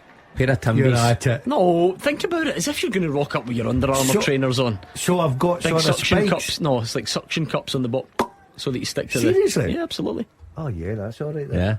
Yeah. What size are you? Because actually they were asking. Just a 9, please. Just with plenty of suction. Half. I'll stick a wee half in there. Aye, plenty of okay. suction on them. Good please. for you. I've got a full. Wow, I've got a full team of investigative journalists looking into your time at Sheffield United. No one's come up with anything, but clearly people are googling Gordon Dalziel Sheffield. So it's bringing up mixed results. And there is a match report from when you were at Man City against Sheffield Wednesday. And it doesn't say much, it just says DL, after one hard 25-yard shot, was replaced. I was knackered. By Kinsey. Who would that be? Steve Kinsley. No, Kinsey. Blonde haired lad, good player. Okay. Terrific. I showed you how good I was keeping him at the team. Well, I think it was about half an hour in you get hooked. I was injured. I think I've tweaked the hammy then. But no, they were great days, I've got to say. Not many people have played with a club like the size of City, especially in here. I did. I rejected him. No, you did not. I did. You start all that nonsense. I brought in the contract. We all know Andy the can make story. that up. Bit of a serious one for Andrew Shinnie. I think again, sore one, literally, but not nice to see. He's in a brace. He's been stretchered off, and we wish Andrew Shinnie all the best, because that looks like a serious one. Back underway at Livy. It's about 6 or 7 minutes stoppage. David Friel always gets the long stoppages. You'll notice that. Game's a bit ragged at Killy, Ross County. Nothing really doing there. And look, this is the thing. You really have to blame the teams, because if you are thinking, why are you talking about Gordon Dalziel's abseil or his life in Sheffield, or Hugh Keevins being on a bus with a sheep, like it's their fault, because we don't have any goals to talk about. Exactly. So, you've got to give us the excitement so we can talk about it. I've always thought that people enjoyed that side of a Saturday anyway. What? Why worry yourself about insignificant things like goals when you can hear about Steve Kinsey, Kinsey was a good who player. Fraser played with at St Mirren in 1992, apparently. Is that right? Yeah, Did he so play he with St says. Mirren? Did he Yeah. come up to St Mirren? Oh well. My favourite revelation of the week was that Nat Phillips's dad Was Joe John Jimmy Phillips played for Rangers. I knew it was a Jai left back. Were you there at that time? No, Jimmy we off? Phillips, Right, no. okay. And did he make his debut against Celtic? Yeah. The same way that Nat might do tomorrow. Yeah. Good story, that, isn't it? Do you remember him? He was a good player. Oh yeah, Jimmy Phillips was a good player. Yeah. Is that true about the debut as well? Have I added that detail on? I think it is. I think Jimmy's boy has to play tomorrow. Can't be many father and son duos that have represented opposite sides of that divide. I worked with one. I worked with the late Dougie Bailey, who played for Rangers, and his son Lex Bailey played Brilliant. for Celtic. A student of the game. Any more? Anyone? No? No, I wouldn't. Great, well done. That's us all out. I tell you what, I've just made up Simon another Donnelly teaser. has texted me. He makes a good point when talking about the abseiling. He says, "Tell Daz you don't need climbing boots when you're descending." You need wings. Should I wear climbing boots? No, we're going down the building, not up. So it's a good point made by Simon. That grip. But you need a bit of grip. You need something when you see. I'm going to spring off the wall, and then Do you know what? obviously I think we need to stop discussing this, because we clearly know very little about About it. I abseil. don't even think there's a wall, by the looks of what people are sending me. Of course you do. No, I think it's just like a rope. We're just like lowering ourselves off like a crane that happens to be at Silverburn. I don't think. we're not getting the sensation of Tom Cruise. And then Rappelling. you're in the Put it this window. way, I don't think people are sitting in the M&S cafe and you are going to go flying past the window. And then they stand up with their cans of Coca-Cola down your dazzler coming down. Where's that? Coke advert. I remember the advert. I do remember. Here he comes. I'll call him Spider-Man after this. Coca-Cola Get the can. cans of Coke out. Here he comes. What a way to put you off your Victoria Sponge. Fraser's right. Brothers Colin and Tom McAdam played against each other in Yeah. Old Firm games. But this father and son on opposite sides, there can't be many. Cannot be, surely. Dougie Bailey had to go and write the match report on the Rangers Celtic game when his son was playing for Celtic. Was Dougie Bailey centre back? Dougie Bailey was a centre back. There you go. Now sadly no longer with us, but Lex, you remember Lex Bailey? Yes, I do. I mean, I think I played against Lex Bailey. big hardy boy. Yeah, I think I played against Lex Bailey. Yeah, became a police. That's right. Ronnie McDonald became a policeman as well, didn't he? Played with Roddy. Celtic, Yeah. I knew. Sure. Ronnie, what did you call him? Ronnie? R. McDonald. Why can you never get anybody's name right? Ronald. Ronald McDonald. And by the way, I'll tell you what, his string of restaurants are doing well.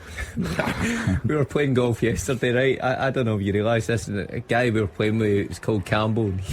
You called him Cameron about 3 times in a row, and I don't even think he picked up. I was embarrassed for you. He doesn't do names very well, does he? Names aren't good for me. Good shot, Cameron. His name's Cam. Daz cleaned up at the golf day yesterday. I noticed you were playing with M&D Green Pharmacy, who are great supporters of the show, and I walk into this office today to find a brand spanking new shiny putter waiting for you that you apparently won. I would felt like snapping it in half. I don't like to see that type of happiness come to you. Oh, so listen, hold on a minute. I also won another prize that I didn't receive. £25. Now, who loves coffee in this? You more than anyone. So I had to leave because I had a prior engagement later on. And my man here, who picks up most of my trophies for me, he picks up my putter and he phones me and says, you've also won a Costa gift card, 25 quid. Pocketed it. Him and his good lady were in Costa last night with 2 lattes, let me tell you. Couple of muffins and a sandwich. Exactly. But I said to him, listen, if I'm picking this up, you're getting one or the other. What do you want? But hold on a minute, like you've got all the golf clubs anyone could wish for. You've always got the best of gear. You've won this brand new putter. Surely you're either going to give it away to charity for free, or who's the guy that usually gets your hand-me-down clubs? Mark Wilson. We just spoke about him getting shamed by the caddy at Loch Lomond a couple of weeks ago. He's got a Donny wedge. He's by so he needs helm. your help. No, he needs to just sit back, relax, and say, I need to spend some money and start from scratch. No. He's pulling out a drive. Anyway, did you have a good day yesterday? Did you? Good on you. Brilliant. It's amazing. For you. What about yourself, Gordon? Because you were also invited. Transfer deadline day. Places to be. You're a busy man. I was with Brendan. If any other members listening from Glasgow, I'd just like to say I really appreciate it, their golf course, and me and Mark would like to play again. There we are. Huge more detail for you. Jimmy Simpson, Ranger captain, Ronnie son Simpson. Ronnie Simpson. Yeah, there we go. okay. CMM has hit us with that one. People will be thinking that's the teaser. It's not. It's just sometimes these things come up. On the actual teaser, Hugh, remind us of the question. Can you name the last 7 players to score in the first Old Firm game of the season? That's the important thing to remember. The first Old Firm game of the season. Who are the last 7 to do it? Right, let's see if we can get some wrong answers, just so that we can point you in the right direction. That's the way we tend to do things, so that if you need a bit of help, we can tell you where you're going wrong. Liam's way out, I think, on the time, Hugh. For a lot of these, he's gone Stevie Naismith. No. Kyle Lafferty. Come on to the dark ages. That was 10 years ago. Yeah, we're very recent. JB, I can see he's thinking, because he's thrown in some big hitters of this fixture in Moussa Dembele. Not there. And Tom Rogic. Not there. They're all more recently than that. Okay, that's something that you have to really bear in mind. Yeah. We're doing all right, Hugh. Yeah. We're okay. We've got That's about not 5. right. Anton Deck have got 5? 6. 6? We've one to get. Yep, one to get. Tell you what, loads of people are flying with this. Really flying with that question. So keep going at Clyde SSB, see what you can give us. Conor Randall booked cynical challenge in the centre circle, the old stopping a promising attack. So the Ross County man on a bit of a tightrope there. What are you tutting at? Mark's just coming out with silly answers now. Alloa 1, Cove 0. Connor Salmon with the goal there for Alloa. The Ackies are 1-up at Stirling Albion. Ewan Henderson's first goal for the club. Going well, the Ackies, yeah? Yeah, not lost a goal yet. That's your stat of the weekend, isn't it? Full point. Did you hear that last night when we discussed it? What's that? Only team in Britain who've not conceded Not yet. conceded a goal. The thing is, someone told me that, and I've not even bothered to check, and I just keep passing it off as my own. No, I like it. It's there. I'm looking at league table. That's the one. John got manager of the month, didn't he? Yeah. Is St John's the only team in Scotland not to score a goal? This again, it's a great question. Oh, there's a one for you. Yeah. Oh, your old team have been pegged back. 1-1. Not Sheffield United. City, Man City. City 1, Fulham 1. Didn't happen in my day. Queen's Park are down to 10 men. It's a great name, if that counts for anything. Will Tizard has been sent off on the 33rd minute. Straight red His card. nickname's got to be Wizard, surely. You would have to imagine. So. It's got to be. Yeah, surely. Will Tizard, never heard him before. Good start for Queen's Park this season, but Until they met Partick Thistle. yeah, And then the wheels come off, and they may drop off the top today if Dundee United win and they lose. yeah, certainly looking that way, Hugh, so far. The mighty Jags still a goal down at Capello. Everyone, Fraser Wishart, David Friel, all sort of complaining, if that's the right word, or bemoaning a lack of quality attacking play so far in their games. Hopefully things do look up. Stranraer 2, Peterhead 0, Kyle Fleming on 33 minutes there. 2 of the 3 Premiership games have been played on artificial surfaces, and on a day like today, very, very difficult. Bone dry. Yeah, very difficult. Just blame that. That's it. We'll put it down to There's that. no excuse for St Johnstone and Dundee. They're just both rotten. Well, and Fraser's there. Actually, though, I thought, to be fair, I was delighted to get out and about and see a game last weekend. Went to Dens on Sunday. Do you know one of my favourite? They were actually all right. You know, Dundee were okay. Hearts, woeful. No, not good. I think Mark's got to disagree with that. Okay. One of my favourite grounds to play. I'll disagree with you as well. Do you? I used to love the pitch. Oh no, I love playing at Dens. No, don't take this the wrong way, Dundee. Listen, this just as we're say what you really think. Just as we're talking them up. Goal flashes with M&D Green Pharmacy. Goal Dundee. Amadou Bakayoko opens the scoring in the Tayside derby, and we have breakthrough in the Scottish Premiership. So there we are. The home side do take the lead, building on that victory against Hearts last weekend. Header across the keeper into the left hand corner from Robertson's cross. Dundee lead by 1-0. Well, you called it, Gordon. You said that you watched them last week and you were quite impressed with what you've seen. Obviously Tony Dock's brought in a lot of new players up there, and that's a good start against what you've got to say a real struggling St Johnstone Let's defend the good people of Kilmarnock. Gabriel says, Kelly, we're watering that pitch pre-game, to be fair. Do you know who's interested me for Dundee? He is a good player, but it was actually for a much more non-football related reason. Owen Beck, left back, Dundee, on loan from Liverpool, right? My eyesight's not great, so this maybe contributed. He just looks like Andy Robertson. So it so happens that he's like a left back from Liverpool, but he moves like him. His hair is that sort of way that Andy Robertson's was when he broke through at Dundee United. He's kind of small, quick, gets about. He was really good. Good player. Don't tell me where's number 26. No. That was where the similarity ends. VAR check on that goal for Dundee. Surely. I mean, everything gets checked, but I guess this is more than a. Is this more than a silent check, as they call it? John Beaton is the VAR.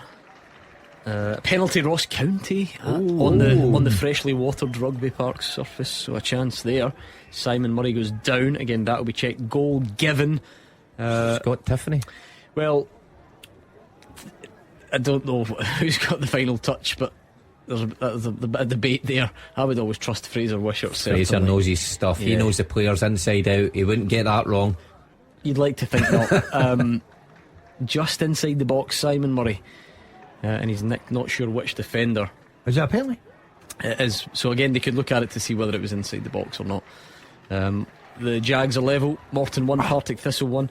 Stephen Lawless, see his ball last week for one of the Thistle goals, or was it a couple of weeks ago? He's been in good form, so he's pulled Thistle level at Capello. Stephen Lawless seems like a player that will be playing 20 years time still. He'll be at Partick Thistle, then he'll go to Livy, and then go back. He'll go to Livy, then he'll go to Thistle, then he'll go to Livy, and then he's just about for years. I'm sure I played against him. Must have done. Yeah, you would have been kid at Motherwell, and then Beano's 2-0 down. Hamilton Accies. Kevin O'Hara has scored. Stirling Albion 0, Hamilton 2.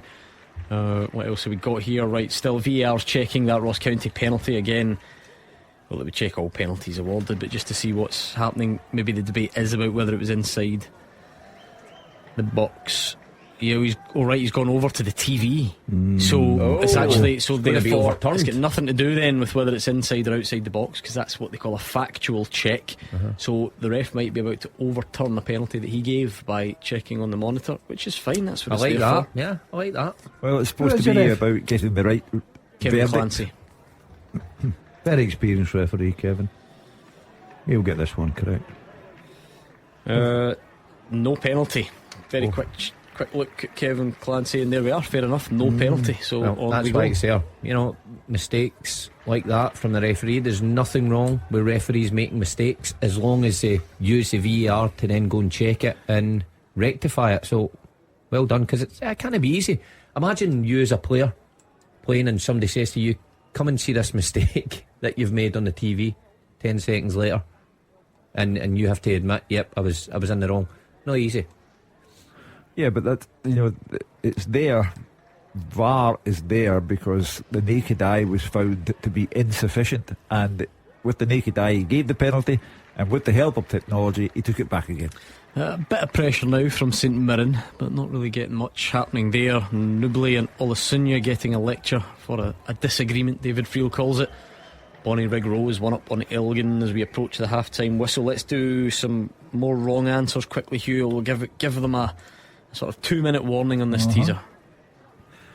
Can you name the last 7 players to score in the first Old Firm game of the season? Tell you what, the standard of answer is very, very high on here. I will say that much. Bailey wants to mention Alfredo Morelos. And you can, but you'd be wrong. Olivier and Cham. Not there either. Okay. We've got them. Okay. Yeah, I think we're doing okay. We're in the podium. Did Alfredo Morelos ever get his move to Fenerbahce at the end of the window? I don't think he He did. was talking about a club in Mexico then. He was meant to be joining Ryan Kent, wasn't he? Maybe it was. Well, actually, wasn't to play. Maybe it was just to look after his crocodile. Is Kent started well? Do we know how's he adapted to life away from Rangers? Gordon Dalziel doesn't even watch football that's in his own doorstep. Never mind. I know. Although to be fair, if MD's telly's get the Fenerbahce games, it will be yours. I don't know how he started, but he certainly can't get in the bath with a light out. By the way, speaking about VAR, did you see we're not the only sport to have trouble? Did you see tennis has brought it in, haven't they? At the US Open. Dan, what do you mean? VAR, is that not? Tennis has always had Hawkeye. What do you mean? No, but I think VAR is in now of some sort. But I think I'm pretty sure Andy Murray had a go at it, because on one of the first outings, I didn't give the right answer. He called it a farce. Yeah, farce. Yeah, so we're not the only sport to have problems. Yeah, there you go. I thought we had another.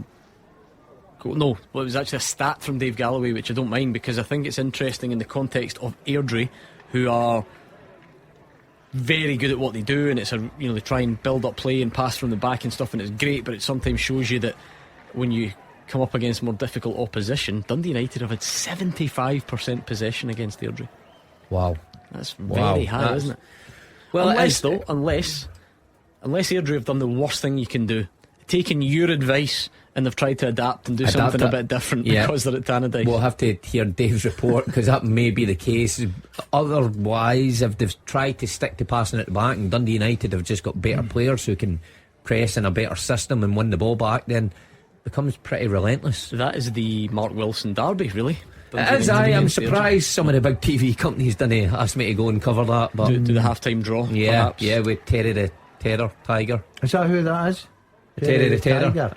Aye, the mascot. Is it still that though? Because sometimes they change, don't they? Well, there was a baby. They get like rebranded. There was a baby tiger cutting about with Terry as well. Still appears to be, as far as I can gather. Is the wee mascot still there?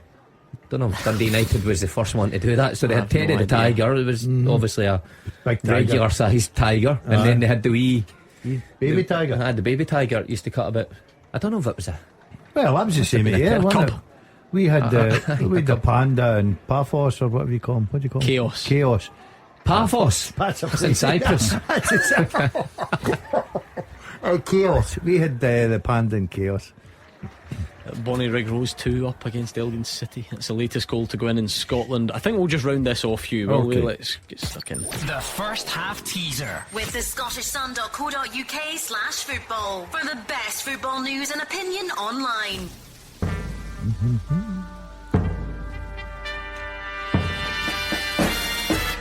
The last 7 players to score in the first Old Firm game of the season are Lil Abada, Jota, David Turnbull, Philip Helander, Connor Goldson, Odsonne Edouard, and Johnny Hayes. There we go, well done. If you got all them correct, I will be very impressed, and lots of you did. Third place was Dylan Patton.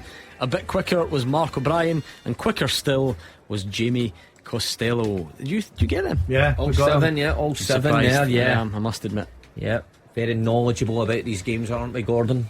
Yep. Okay, he didn't emphasise. Yeah, great detail added to Mark Wilson's question. Stirling Albion pull 1 back. Josh Cooper on 44 minutes. It's a good game that, by the sounds of it, at Fourth Bank. And the Ackies have conceded. There we go. The stat is over. It was a good run while it lasted.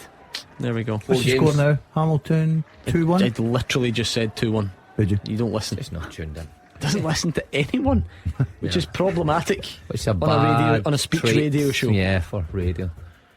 he's just engrossed in the games that are going on all round about us. That's him thinking of tactics. He's engrossed in his phone. So there's one other negative stat that still stands. That's St Johnstone, who are yet to score a goal in the league this season. 3.5 games but, in. You know, and the weird thing about that is the closest it may have came was last week Celtic, with the two chances that Joe Hart saves. And they are the only side. No, they're not.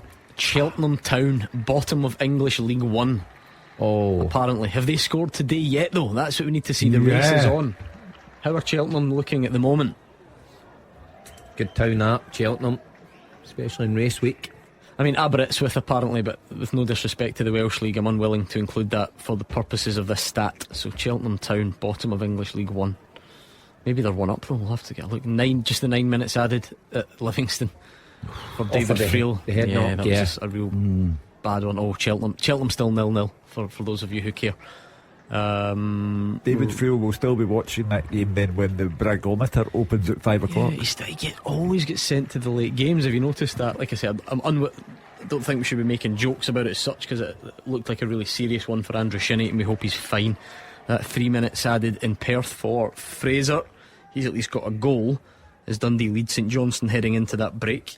You never like to see a player leave the pitch on a stretcher with a head brace. Time for Marv to earn his money. How's he getting beat? Half time 2-0 down. But this is where he usually works his magic. They always come out and get a goal. He comes out and gets a goal. This is when he moves from the Palmerston Pep to the Poundland Pep.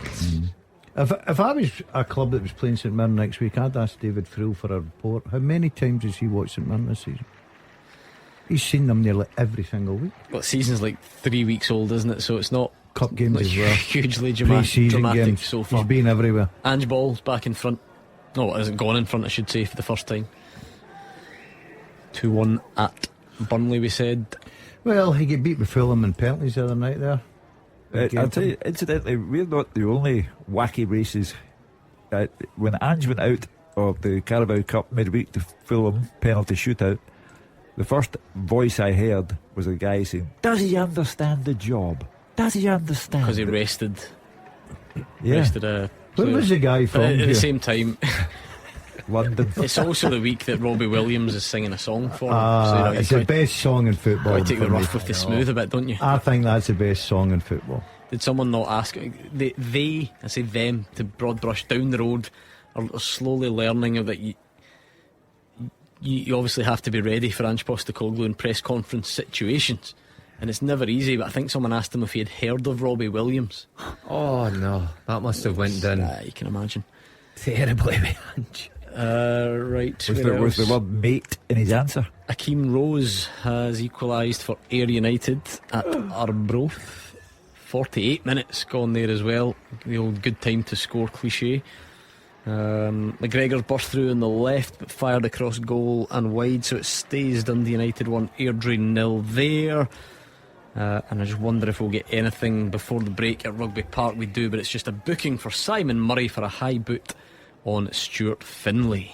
Real lack of action in our top flight, really. And to be honest, when you looked at those fixtures, you know, you're looking at them thinking, is there going to be a lot of goals today? It's proven no, of course. So far, that is you worked that one out all by yourself. It's taken me 47 minutes to do it, but I got there.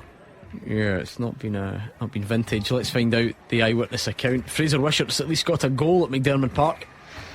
I have got a goal. Gordon, St Johnstone 0, Dundee 1. Dundee deservedly ahead, to be honest with you. I think the scoreline reflects the game as they've been the better side, and not much quality from the home side in the first 45 minutes. Sierra Leone striker Amadou Bakayoko headed his team into the lead. Not too many chances to tell you about. Dundee the better team from the off. Joe Shaughnessy headed over from 12 yards. Probably feel he should have done better than young left back Owen Beck drove forward, did really well past a couple of players, set up Tiffany on the left hand side. His low cross was held by Meathoff, with Bakayoko and Robinson just hovering to try and score the goal. Meathoff then dropped to McGee, crossed to the back post, and Scott Tiffany should probably have done better than turn the loose ball wide. He had more time than he actually thought. Little from St Johnstone at the other end, plenty of pace. Turner, Cook and Costello, young lads he brought in on loan, but no end product when they get into good areas. Stevie May busy as always, but getting frustrated, as did the St Johnstone fans, at the lack of action from their team. And on the half hour, Amadou Bakayoko came into the game. He had Meathoff scrambling across goal. The big striker made a yard and curled a lovely left foot shot just inches wide but he did open the scoring in 36 minutes.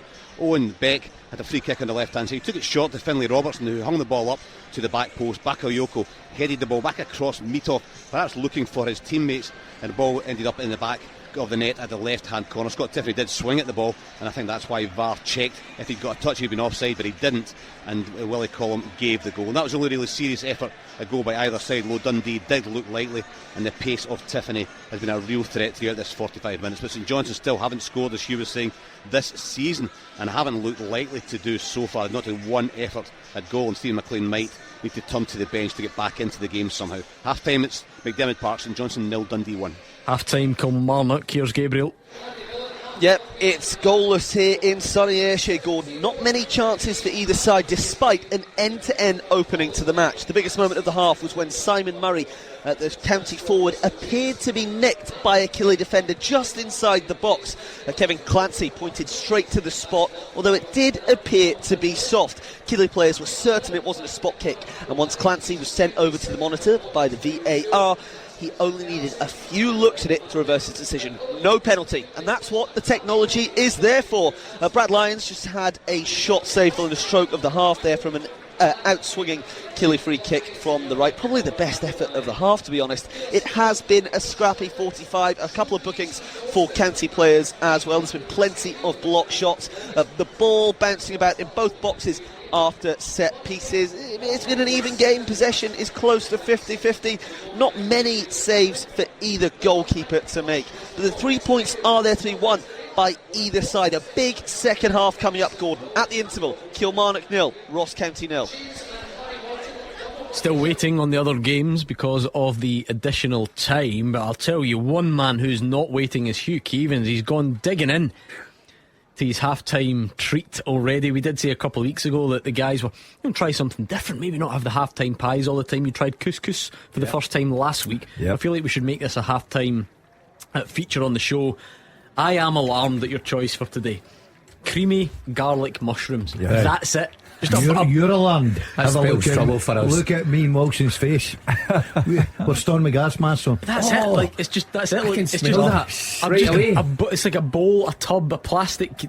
Surely mushrooms are a side dish to go with the main event. It's just mushrooms. Look, I've got the label here. Creamy garlic mushrooms. That's it. Just a bowl. You're a modern man, and it's a very warm day out there.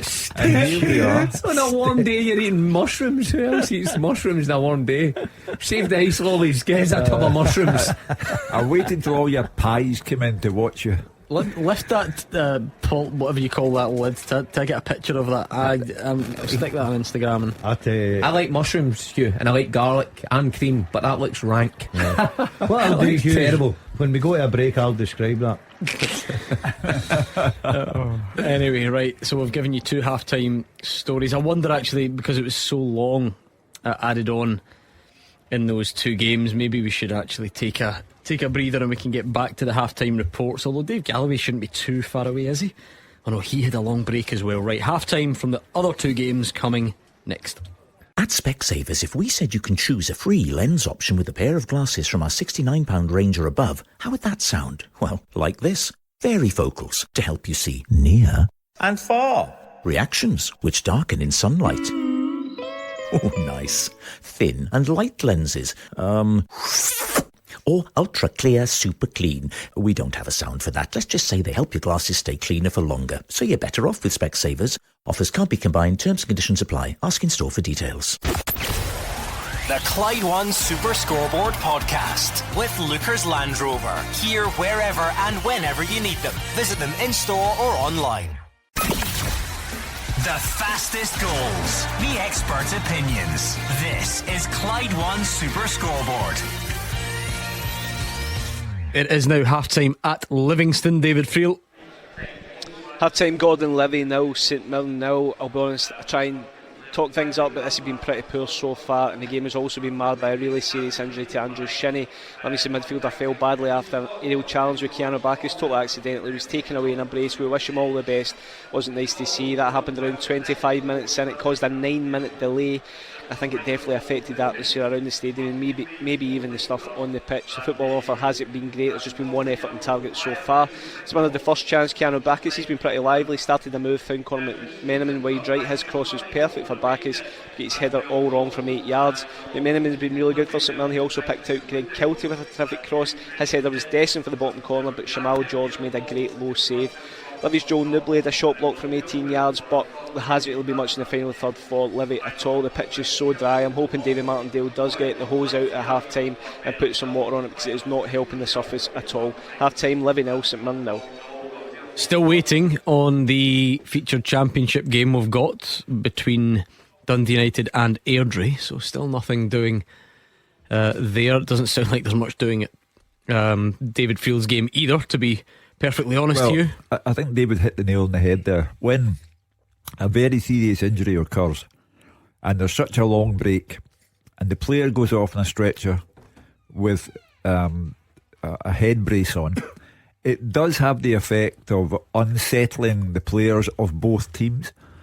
The supporters are affected by it also, so I can understand why there's been thereafter a lull in the play, and the players need that 15-minute break in the dressing room to get over what's taking place and come out and hopefully try and get it out of their mind second half. Yep, wish them all the best. And yep, a couple of times in my career there's been people down injured for prolonged periods of time, and yeah, it can affect the game, but the most important thing is the player is safe and well. So best wishes, hope they get up and running and back to fitness fairly soon. But the other games, real lack of quality there, real lack of goalmouth action, and we're hoping for better in the second half. Here's something I never thought I would say, Gordon Dalziel. You missed this. There was high drama in the studio during the break.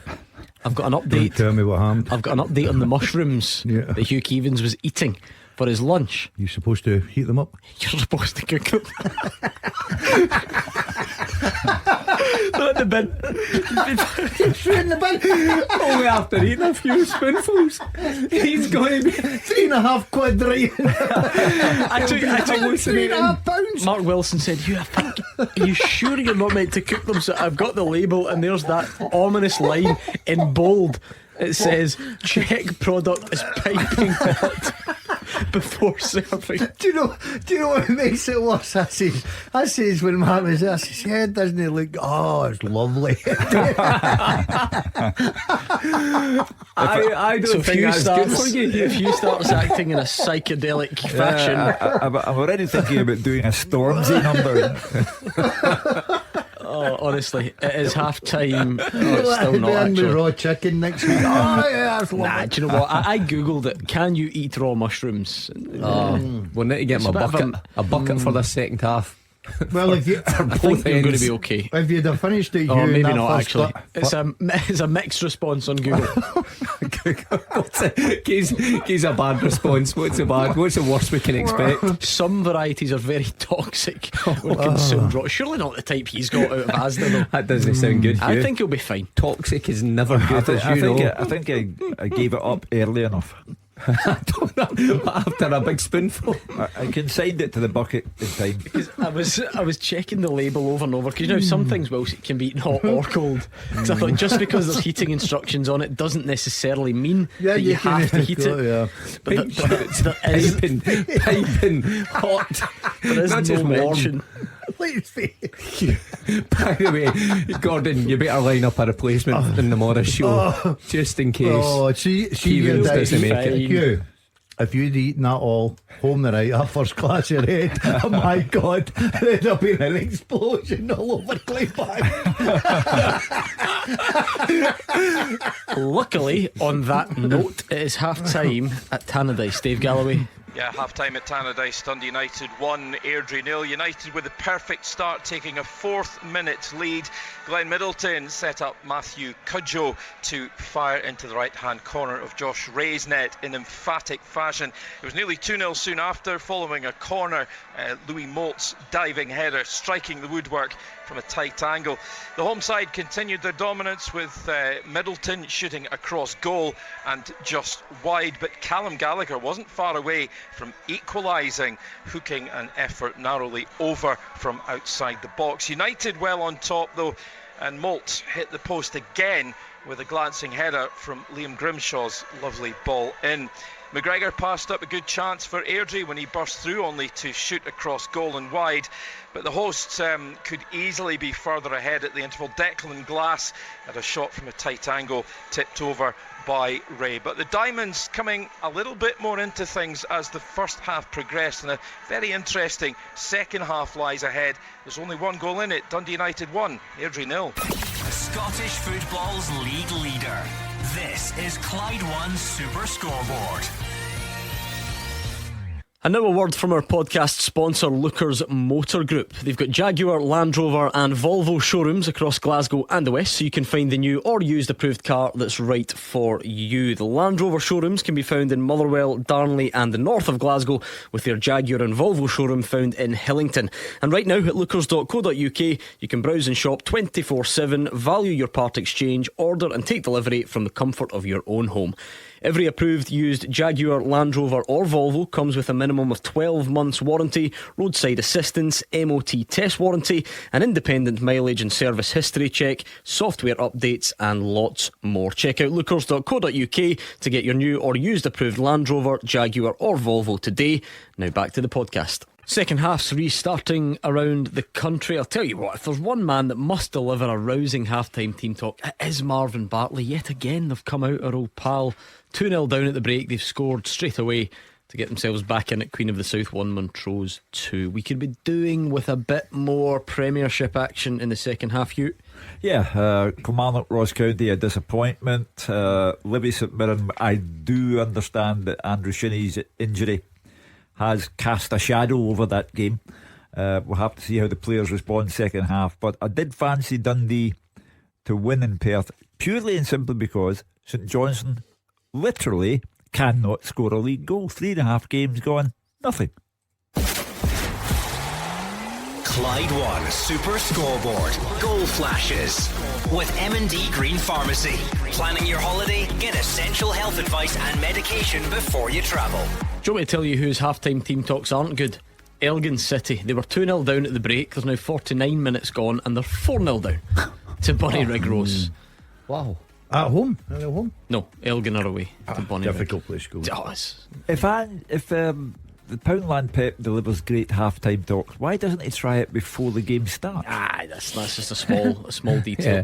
Well, I do think we're giving them a hard time. I think it's three wins and 1 defeat. Yep, doing well. Start the season, doing pretty well. But today could be a big one to try and get back into that one as they have, but maybe kick on from there. Right, we need a goal desperately between Livy St Mirren and Kilmarnock Ross County. Dundee lead the Tayside derby by 1-0. Of 1 goal for Dundee United against Airdrie in our featured championship match as well. Let's do this, Hugh, shall we? Yeah. The second half teaser with the scottishsun.co.uk/football for the best football news and opinion online.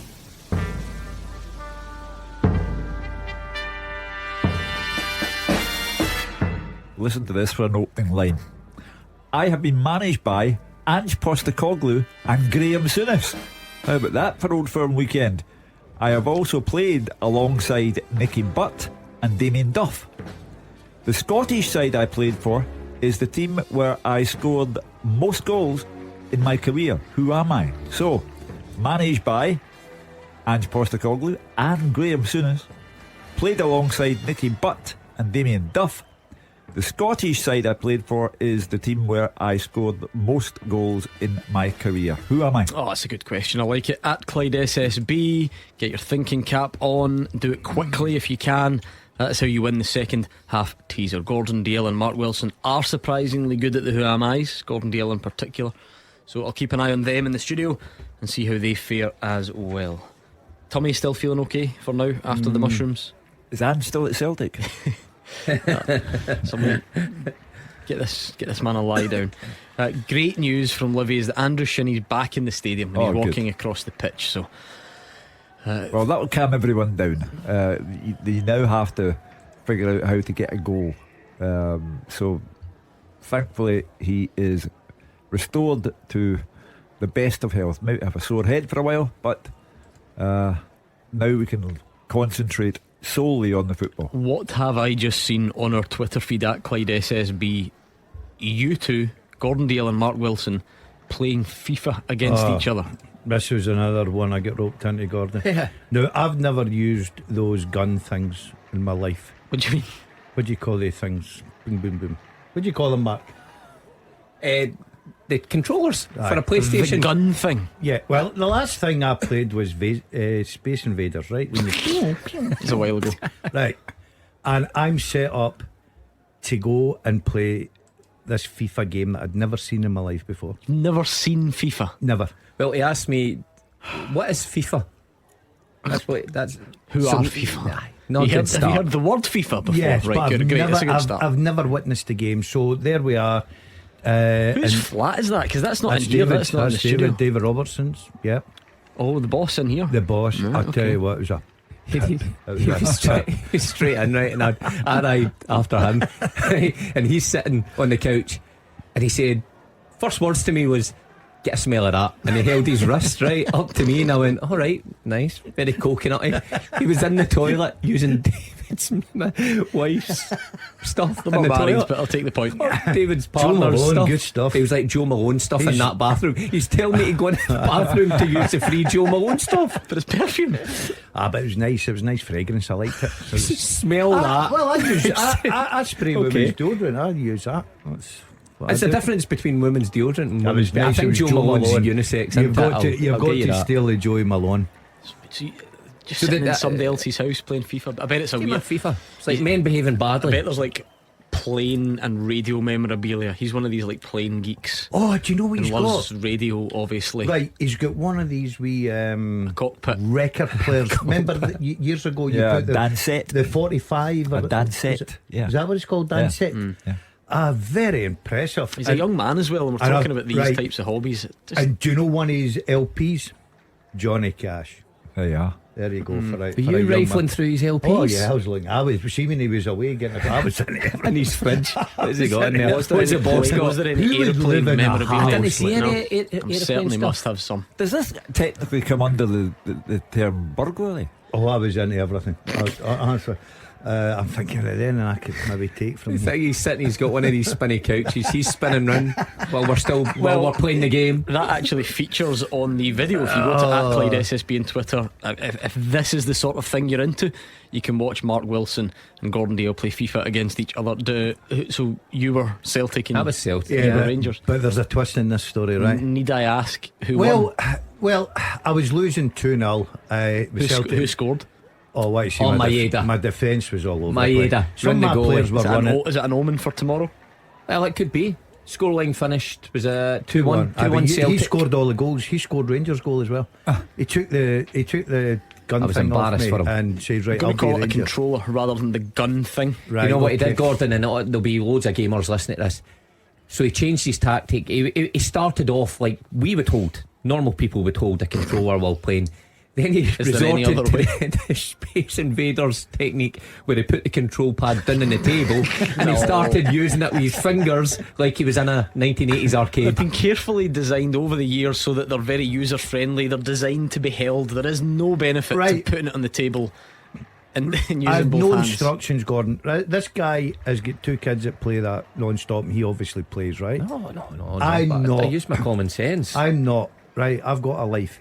And I had no instructions. I didn't know when to head, kick, or when. Then, but like your career. About 20 minutes into the game, I'm 2-0 down. I can't get out the half. Right, the Rangers supporters haven't seen the ball up the other end. Then David tells me how I can speed it up. You know, with double pressing, and all of a sudden, we Matondo's going by people that they weren't there. It's no for me. He's got to get a PlayStation now. Sit in the recliner. So there we are. What are we looking out for tomorrow? A 2-1 Celtic win. Maeda. He's scoring all the goals. Kyogo and who scored for Rangers? I can't remember. Matondo was. There we are. It's all there. Right, we've got a goal at Rugby Park. We've been waiting patiently. Goal flashes with M&D Green Pharmacy. And it is Simon Murray. He's had a lot of involvement in this game for different reasons. Mark Wilson, who's your favourite set piece taker in the league? Oh, aye, the boy, Fred Ross County. What's his name? St Danda. Yan Danda, sorry. It's an outswinging free kick. Good movement, Simon Murray. Near post header, and celebrates in front of the small band of Ross County fans who've made an extremely long journey to Ayrshire. Ross County take the lead. Well, has the bubble burst? You know, they beat Rangers on the day one in the league, Kilmarnock.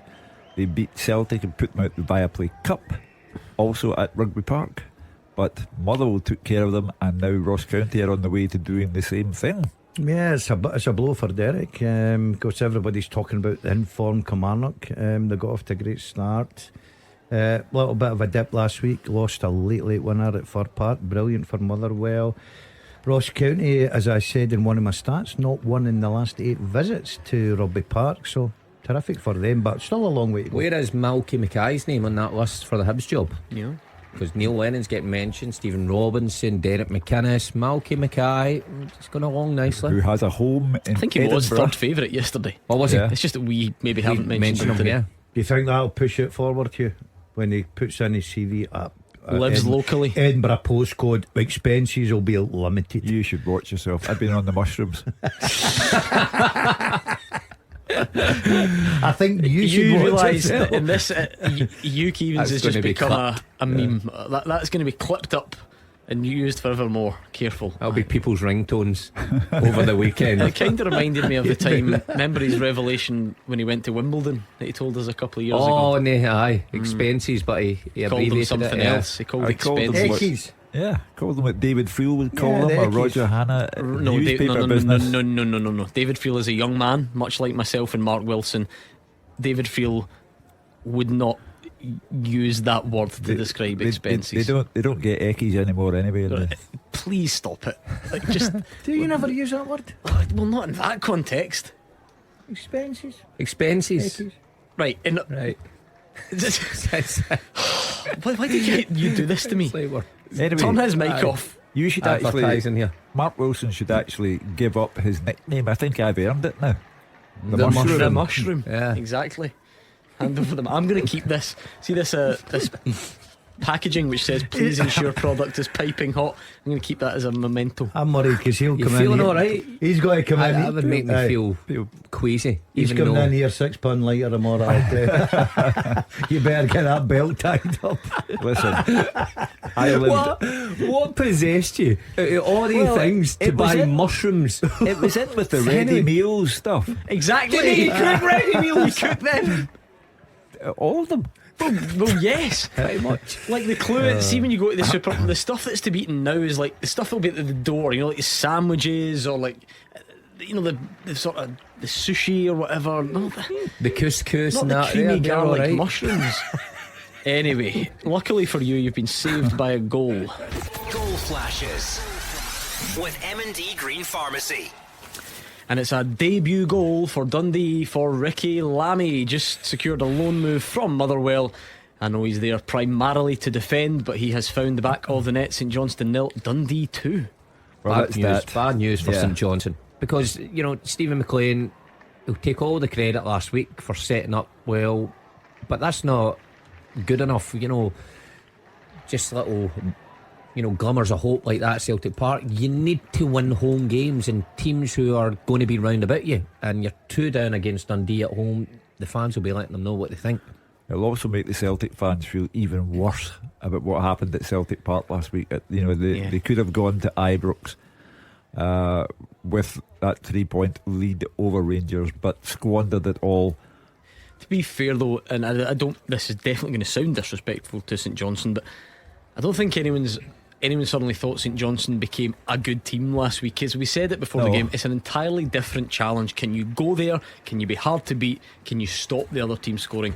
And they managed it with a combination of hard work and Matt O'Reilly being a bit wasteful. But you are entitled to take something from it in the psychological sense, and you are at home and it's a big game against Dundee. I get that maybe it should work that way, but don't you feel like we've been over this many times? You know, you see a team going and doing that, and it's just so different. The onus is on you, right? You're actually going to have the ball this time. Remember, we didn't see Joe Hart until the 75th minute last week.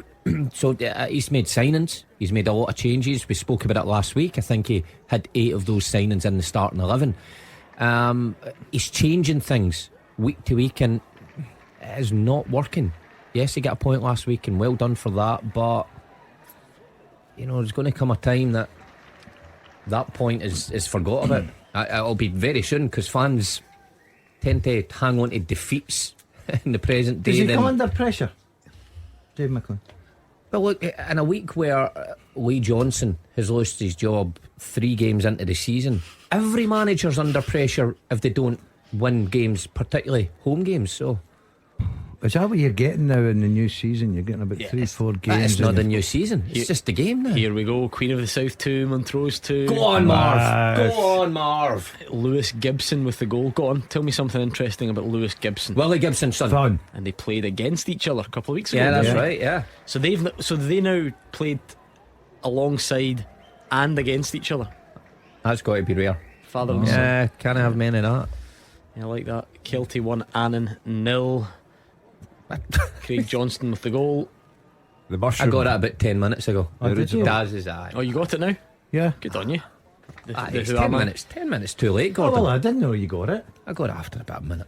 St Johnson's next 2 games, Fraser Wishart pointing out Rangers at home and away to Hibs. Who'll have a new manager. I'm looking for the new manager bounce. Oh, you have been outed on the Super Scoreboard Saturday group chat, Gordon Dalziel. This is one of my pet peeves as well.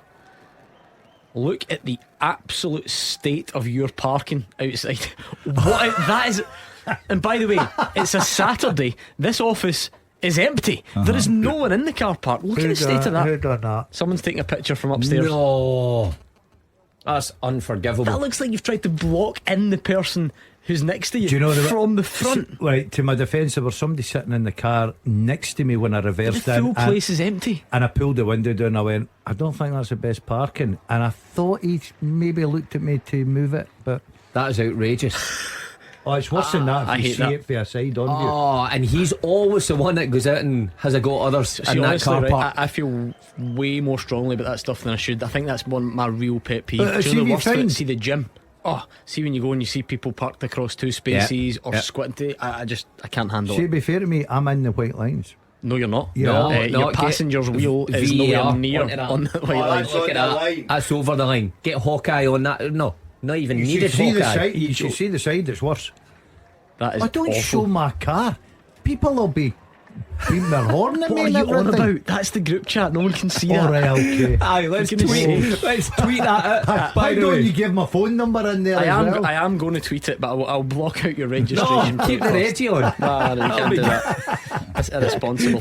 Shouting Because abuse at you. I think that's producer Michael's car next to you, so I don't want his plate Big Mick. advertised either. Big Michael, Average sized Michael for me. the boy who He's played the golf yesterday. bigger than me, but no. Producer Michael is in here every 10 minutes. The one that Guy you that call makes your Michael, coffee every right. 2 minutes. Oh, right, Scott. Michael. Scott, You know Scott. Scott. See him. It's like I wasn't him that put it on. He's just it was- parked innocently and he's not going to get it for that. See him for parking that space perfectly. That's dreadful. No damage done. No damage done. Dreadful Queen's driving. Park are level against Wraith. Jack Turner on 64 minutes. Just to go back to your car and driving, another night when we left here, did you go into the petrol station along the road to fill up? Yeah. See, I thought that was you. The speed that you went in there and turned round. Irresponsible. Oh my goodness. I was a pit stop, son. I had to. Sitter That was like for a pit stop. Jordan White, an absolute sitter. What the chance that would have been for Ross County to stretch their advantage, but as it remains 1-0 up at Kilmarnock and still a chance. So, if what we're saying then, if Kilmarnock lose today, it's not a good start to the season. Well, Is that where we are? we're saying the bubble has burst, because if you lose 2 in the bounce, then the bubble's burst. Yeah, and at this moment in time, Ross County leapfrog you, Livingston leapfrog you. All of a sudden, See what happens tomorrow. Yeah. But look, those 2 good results will still stand alone. It's impressive to do Yeah, that, what they Celtic did Rangers, against yeah. Glasgow's big 2. But yeah, clearly, if you look at it overall as a points total, you know, if you transfer the points from the Yeah, I think every the manager Old Firm games to the winnable fixtures. Look at the first 4 games, look at the cup. Up until that international break, they would have had a plan in their head. They would have had a points total as well, aren't they? Yeah, so that's a positive. But Derek would have looked at this game when the fixtures come out and thought, yeah, we can certainly win that. The other ones are a bonus. On the other hand, Ross County. Maybe not. Queen of the South 2 and throws 3. What I told you, I can't keep a clean sheet. Craig Brown again. Craig Brown again. Ange Ball though.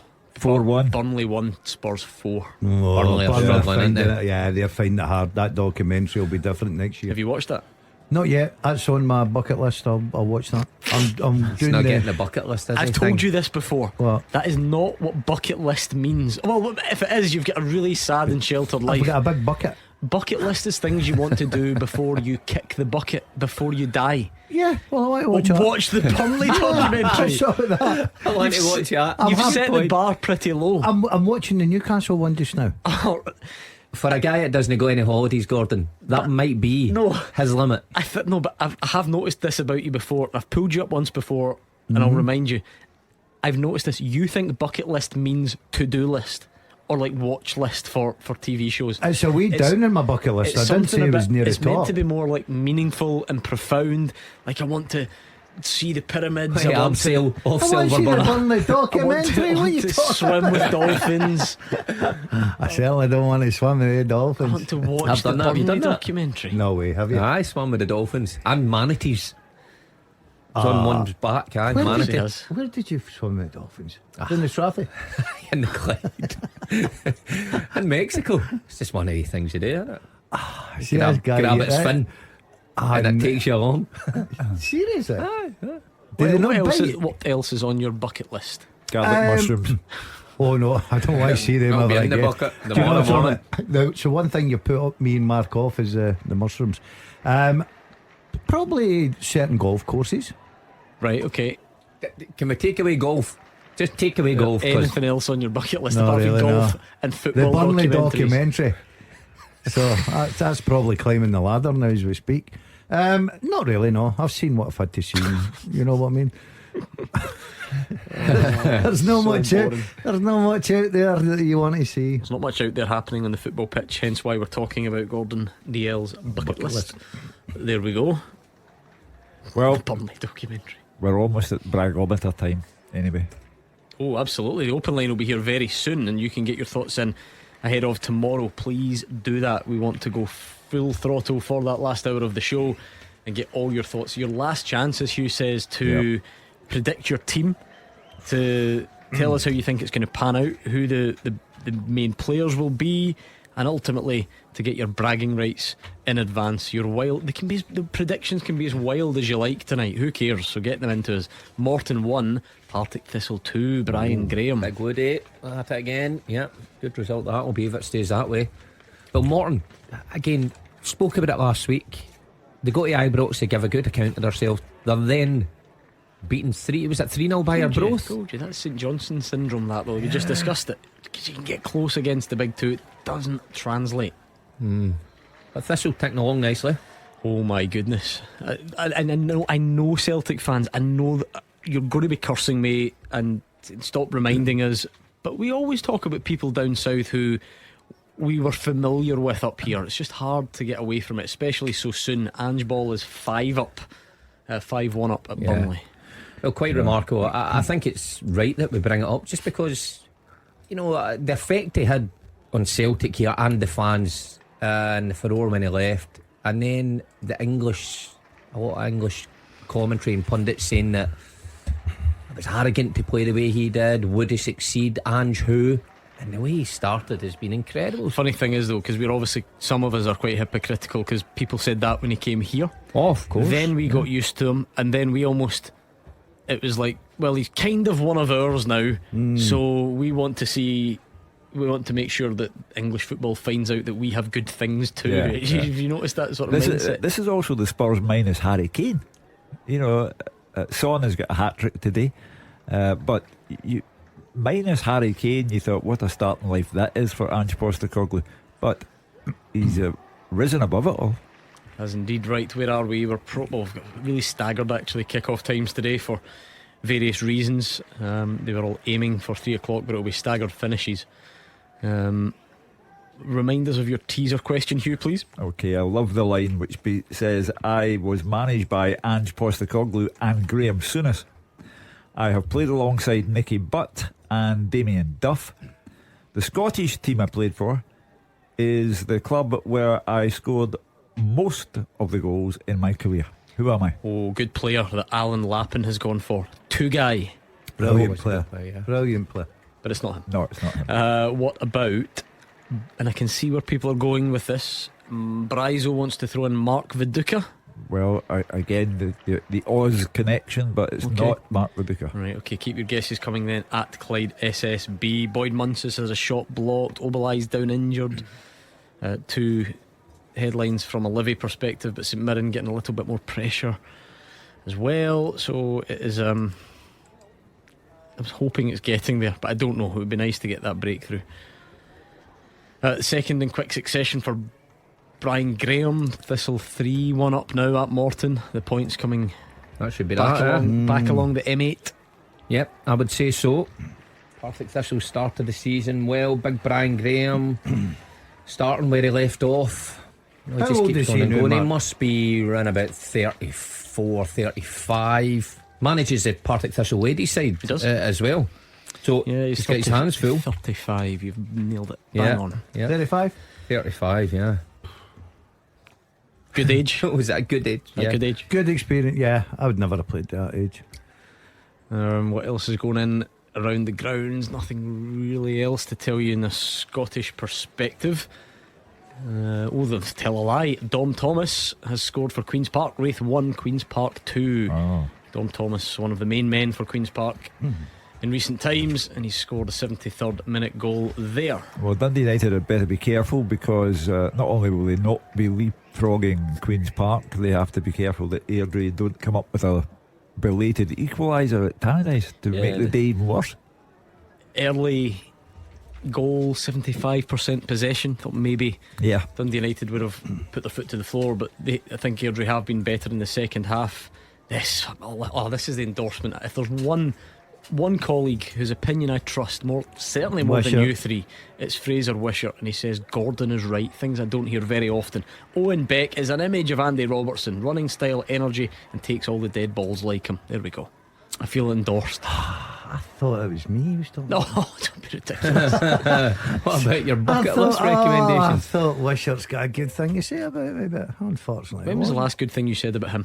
Nah, no You much. give that man a real tough time on this show. Well, I don't particularly like him too much. Occasionally, when I bump He into looks him, out for you, you know. he's He's got your best interests. I've got at to heart. say, we've shared a couple of glasses of wine in a hotel A man in Newton Mearns Way. shouted across the forecourt at a local petrol station this morning, telling me to stop shouting at you. Apparently, Well, he said, I give you're you, here, I Mr. don't Man. know if I shout, but he says I give you a hard time. I think Mr. Man's correct. I'd like to back him up. Yeah, he was. You get that often. I said on Thursday night, the amount of people that stop you, but I often get, it's not don't shout him, he must be a nightmare to work beside. I get that a lot. And Listen, it'd be correct. I've made you. Correct. Right. I've actually got you in the limelight. My dad's listening. My mum and dad's. You do mean career-wise, do you? Yeah, well, Just to clear that up. career-wise, Okay. I've made you. You are what you are because of me. Thank you. You didn't even know who I was until I walked in here, or who I played for. I didn't really know you, but I've taken to you, and I've taken you under my wing. 8 years. 8 years. It's no 8 years. 2014. What's that? No, No way. It's 9. 9 year. Jeez, I walked in, there you were, slim, brown hair. Yeah, look at me now, athlete. Setting up. Oh, white hair, slightly Everybody used to rotund. think I dyed my hair as well. That was the biggest myth.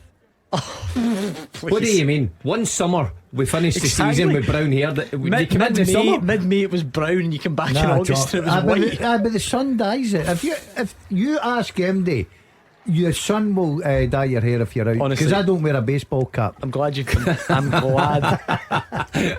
You don't wear a baseball cap. No, I'm glad you brought this up, right? Right. Because someone actually, Stephen sent me a tweet earlier saying, and this was a story I told last week, but he said he's been laughing about it all week, just the image coming back to him.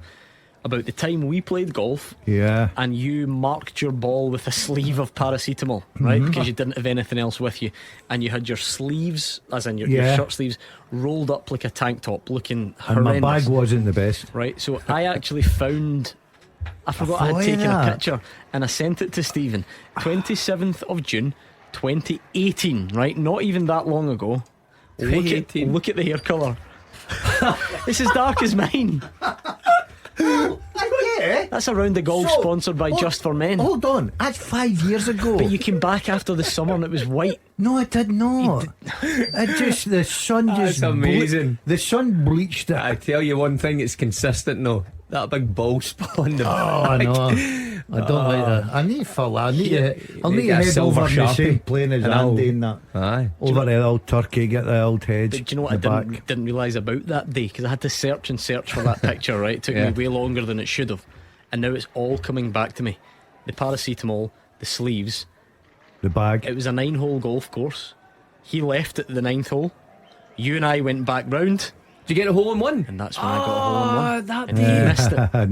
No. Yeah. Used two together, That's a hole right. in one. Caught on video. There is video footage available. Yeah. What hole? It's the only hole in one I've ever witnessed. What It was one? the same day. What hole? The 6. It's if you're playing 9 holes, it's Is it seventh? Six. Second? No, 6th. How many times? All right, okay. What does that matter? No one cares about that. But I witnessed your hole in one at Covell Park. Yeah, listen, some of us have had more than one. It's fine. You had 2 holes in one? Yeah, I had one at Covell Park.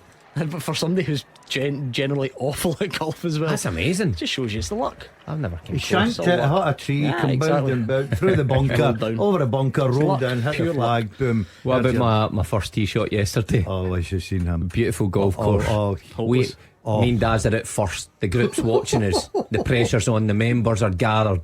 I step up. He's even the illegal driver. The biggest divot you'll ever see. It went about 100 foot up in the air and dropped about 10 yards from me. Doesn't surprise me. Stirling Albion 2, Hamilton Accies 2. The Accies are just shipping goals for fun. Hugh Keevins. Rankin must go. Kyle Banner on 76 minutes. So a good finish to that one for sure. Hoping we get a good finish in some of our Premiership games, but it's gone a little bit quiet. Palmerston Pep, I don't think he Still getting beat. 3-2 now. He's maybe left himself with a bit. He might get something. He might get something. They always usually finish strongly, don't they? So Yeah, I'm going for him. maybe a point. Another reminder of the teaser, if you can, Hugh. Okay, I was managed by Ange Postecoglou and Graham Souness. I played alongside Nicky Butt and Damien Duff. The Scottish side I played for is the team where I scored most goals in my career. Lots of Mark Viduka shouts, lots of two guy shouts. Joyful wants to go Skippy, Scott McDonald, I assume. Not Skippy. Bailey thinks Mo Johnson. Mo, no. Okay, keep them coming in then. I'll give you about 10 more minutes maybe to get your answers in. Kelly are pushing for an equaliser. We've been talking about good ticket sales and all that sort of stuff, so you wonder if the home crowd can spur Play a them on part. to getting back into it. Well, Derek McInnes would hope so, but he'd hope that the new players that he's amassed over the summer who've experienced this sort of pressure before in this league can bail him out a hole. But Ross County, I've been really impressed. We give our pre-season predictions. I've got Ross County down at the bottom. I wish I could change that just now, because what I've seen, I've been impressed. Even in losing to Rangers, there were still periods in that game that they looked dangerous, and Murray and White up front looked good. At Celtic Park they looked decent. They beat St Johnstone at home, and that'll be a great result if they can see it through. Inverness 1, Dunfermline 1. Chris Hamilton with 10 minutes to go, levelling things there. But yeah, we'll see if Ross County can see that one through. What else have we got going on here? Nothing else. I thought we had another goal to tell you about. I think it's just Twitter catching up with itself, which can sometimes happen. And I've already given you a revisit of the teaser, so we're good. We're in good shape. We're ready to strap ourselves in, hopefully for some late drama. And then the open line as well. You remember there was a time that really, if you were a Scotsman scoring goals in the English Championship, it would be enough to get you in the conversation for the Scotland squad, wouldn't it? Yeah. We are in a bit of a better place now. But it's Ryan Hardy, remember him? Yeah. Played with Rangers 2 weeks in a row now. Plymouth 2-0 up against Blackburn. Good to see him doing well. Yeah. he's to score in that level. It is a very difficult level, Gordon. Just come up, but of course. Yeah, but I think we're doing okay with the Scotland squad just now. So listen, if he keeps banging them in, you get recognised. There's no doubt. I think Kevin Nisbet scored for Millwall earlier, I believe. Big week coming up. I know that traditionally when this international break rolls around, everyone thinks it's an absolute pain in the neck because it's, you know, the season's just started, you're just getting into it, and then international break. This could be the international break Scotland qualifies for the Euros, Hugh. So that feels a little bit different. 5 wins in a row. I mean, it would be a very Scottish thing to do, to fail against a team from a place where folk go their holidays. They really must beat Cyprus, even away from home. They must. The beauty of it is, if the Cyprus game doesn't go to plan, that's not even enough to completely derail it at this point. But you're right, you hopefully just get it done as early as possible. I think we're in a different place now. I actually feel confident going there now. In years gone by, I'd be kind of on the side what Hugh's saying, that these are these banana skins. I don't think so. I think this group of players are confident in how they go about things, and I think they'll see Cyprus as, they'll go better in a professional way, but they'll know they're much better in Cyprus, and we'll win the game. Although it's not actually that night, is it? That would be all but done with a victory. Funnily enough, we then play England, in case you haven't heard, on Tuesday the 12th, and whilst we're not in qualification action, I think that's the night that it can be signed, sealed, delivered. But we'll have enough to worry about playing England. We can catch up with results elsewhere after it's over. Because and that's for the 150th anniversary, is it? Yeah. After the kind of week that we had in Europe, goal. Finally, Hugh. Goal flashes with M&D Green Pharmacy. St Johnstone are up and running for the season. Max Kucheravi with the goal, but Dundee, of course, still in front there. Can St Johnstone get anything out of this game? Back post, 6 yards out, turned the ball home. St Johnstone and Max Kucheravi are up and running. Well, it's good to get the monkey off your back, get the first league goal of the season. If it's not accompanied by a second one and you get at least 1 point, then you got a goal and nothing else. Yeah, it gives them a bit of hope. Still a bit to go. They're at home. That'll give them a bit of confidence. As Hugh quite rightly says, you've got to try and get that first goal, because that tag of not scoring is a real burden for you as a team and as players as well. So maybe just give them that little bit of confidence, and if they could get a draw here today, I think they'd be happy. Something to build on. I'll tell you who won't be feeling confident. Morton, 4-1 down at home to Partick Thistle. Tommy Adoloy, the GBX, is going to take on an entirely different feel tonight. He's going to be playing Joni Mitchell. He's going to be playing your record collection, Hugh, rather than his usual upbeat stuff, because Morton 4-1 down at home. Put that in your boom boom box and play it. Some result that though. Well, Capello is now becoming an easy place to go and score. 3 last week against Arbroath, 4 conceded against Thistle. It's still not over. Dougie Imrie, work to be done in that back line if he's going to survive in this league.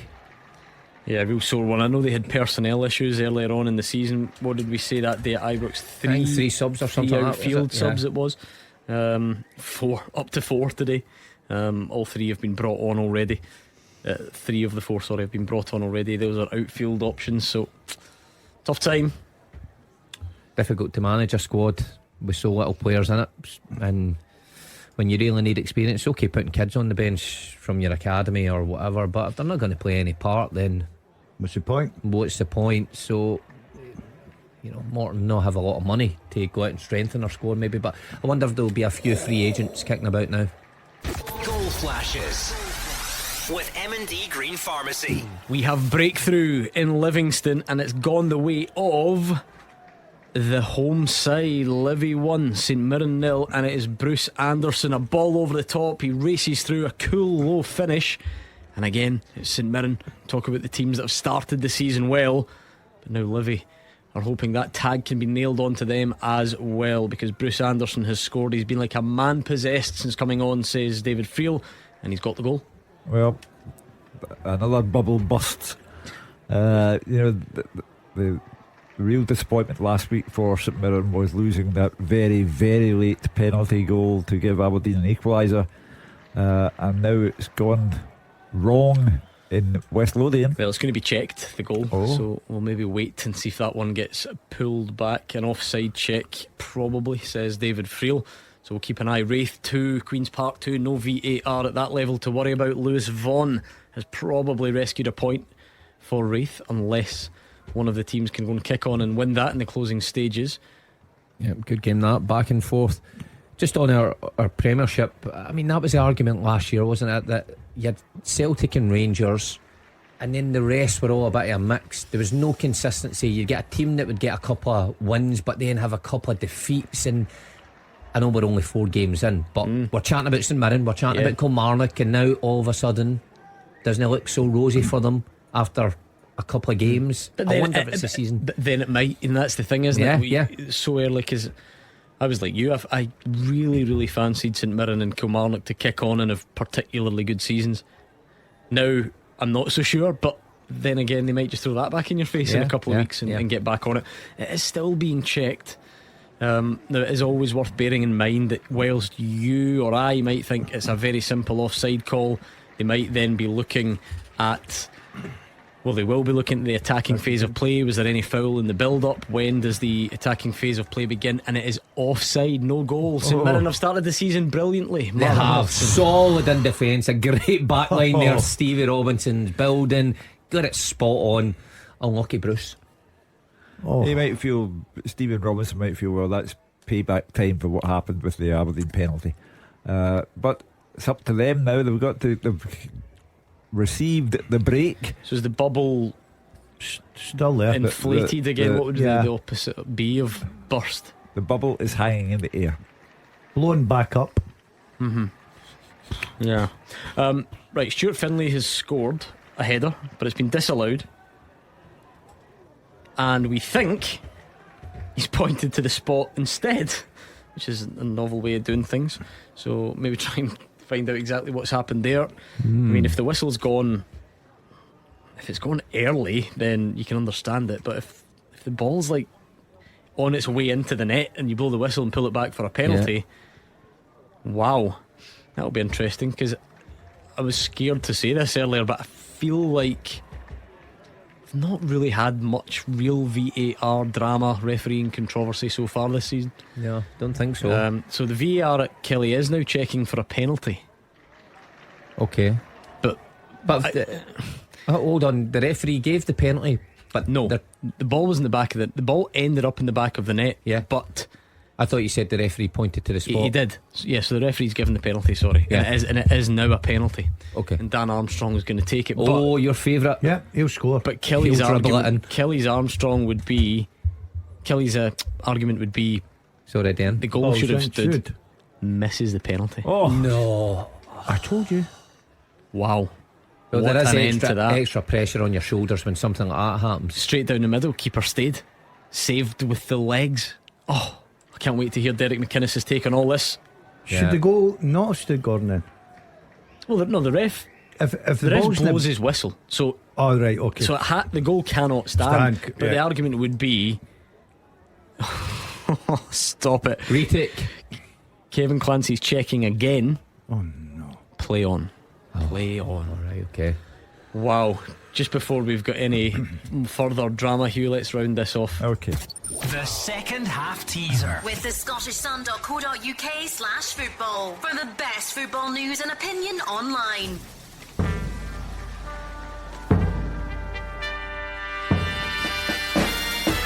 I have played alongside Nicky Butt and Damien Duff. I have been managed by Ange Postecoglou and Graham Souness. The Scottish side I played for is the team where I scored most goals in my career. I am Craig Moore. Craig Moore, well done if you got that right. Some great answers coming in. Lots of you did. Ryan O'Donnell was in third place. Good on you, Ryan. Bailey Paul McCabe in second place. And I love the Twitter name of the winner, Full Fat Juice. There we go. It's a good one. He's the winner of the second half teaser, the Who Am I Great Craig Moore knowledge. You both got that in the studio, didn't you? Mark got it very quickly. Very quick. I'm going to give him credit for that. What gave it away? Just the Australian connection. I thought Ange Postecoglou, it must be Australia and Souness at Blackburn. I went Souness at Rangers. He wasn't playing in at Newcastle. I think at Newcastle. Yes, Newcastle. Yeah. Aye, that's where he played with Nicky Butt, wasn't it? And Damien Duff, of course. Yeah. Yes. Well, that's one of us. I still got to the end. It's like countdown, and you still get to the right. It doesn't matter how you get there. It doesn't matter how you get there. Show you're working. Yeah. Two what times we should do, eight. get a game of countdown, me and you. That would be good.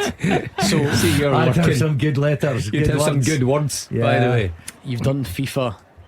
Game of countdown. You've done the PlayStation. Get Vorderman. Now you can go on to countdown. Yeah. And do you know what? I just two from the top. When I think of him playing the PlayStation, I just can't help. It's still a game, isn't it? Do you like the PlayStation? I like the PlayStation.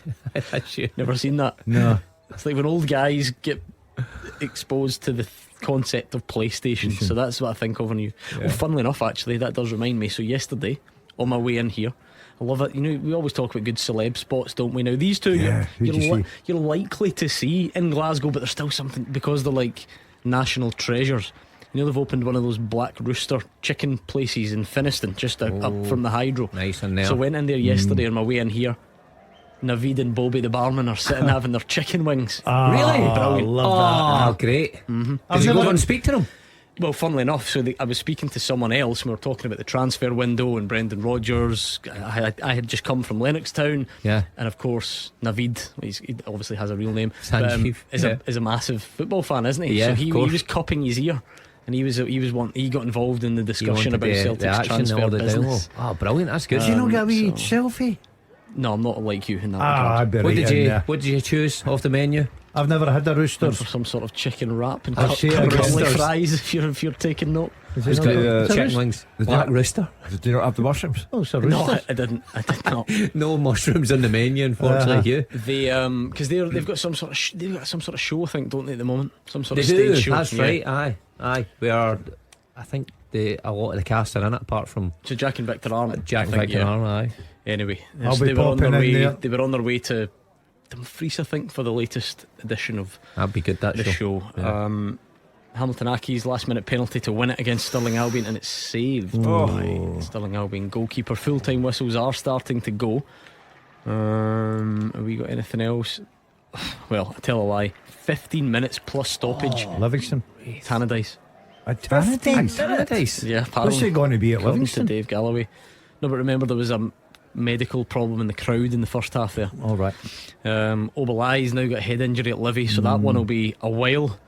Did 15 minutes actually go up on the board? No, that's what I'm saying. There's 15 minutes left before we even get to additional time. Sorry, I was too busy with the Wraith Rovers winner in the 94th minute. Wraith Rovers won 3-2. 7 minutes added at Rugby Park as well. It's nearly 5-5. Yeah, we're going to have to get used to it, aren't we, this season? I think so. But good for the fans. They're getting their money's worth then. That all in play. That long. I think we have to open the barometer at 5 o'clock. You're desperate for this, Hugh. I want to These hear. are the days Hugh lives for. Yeah. Come on, bring it on. Make his day. You know what? I can't remember such an unpredictable Rangers Celtic game though for a long time, where you just don't know what they're going to throw up tomorrow. With a bit of negativity about both going into it. Yeah. Well, we saw that. We spoke about this last night. Both managers in different ways for different reasons. The losing manager is getting a real sore one on the phone lines Getting tomorrow, pelters. isn't he? Yeah, getting pelters. The first call will be from a defeated Rangers fan or defeated Celtic fan calling for the manager to go. Yeah, it's the day for overreactions, I suppose. Unless, of course, they draw the game and you move on, and not everyone will be happy, but there will be no A draw is an anti-climax. real drama. No, but for both Michael Beale and Brendan Rodgers, the aftermath of a defeat would be horrendous for them. You'll not be happy. The Palmerston Peps lost 3-2 at home to Montrose. But it is that, Mark, isn't it? There's a good cop in Glasgow and a bad cop in Glasgow. But tomorrow, and you remember the end of the season before last, we said, both are in a good place because Rangers were in the Europa League final, won the Scottish Cup. Celtic had won everything else. Yeah, I feel like the losing manager tomorrow will get a real tough time. Well, quite unusual, I think, because it's so early in the season, but so much has came before it, if that makes sense. Rangers, European exploits. I touched on Beale been in for a long time. Yeah, he's been here before, that's the thing. And Brendan Rodgers coming from under a cloud a bit, having to really convince the Celtic fans again, and it's not really been convincing. So it just shows how big tomorrow's game is. It's only on the one hand, fourth game in, but huge. I asked this to Hugh last night then. Would they both take a draw secretly deep down? I do believe they would, but that's because they know what's to come if they lose the match. You know, you can't have Michael Beale going out of the Champions League on the back of a 5-1 going over in the Netherlands, then failing to beat Celtic minus several defenders, and failing to beat them on your own ground, with no away fans. So that's like that's the unique pressure on Rangers, I suppose. Celtics comes more maybe from a place of, we thought we were the domestic dominant side. We thought Brendan Rodgers was coming back to keep this up, if not extend it. Yeah, well, what's fascinating now is fans are so bogged down with style and the way your team should go about things, that even if it is a draw, I think you'll still have Rangers fans on here saying, oh, it's still not good enough, we're still not seeing the best of these players and what is Beale's style.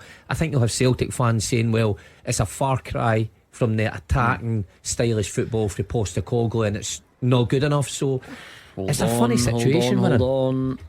Goal flashes with M&D Green Pharmacy. What's that famous phrase about Perth buses, Hugh? Does it work the same? Two come along at the same time. And it's the same driver. Max Kucheravi's got his second. 96 on the clock. St Johnstone 2, Dundee 2. St Johnstone have got their first point on the board by the looks of it.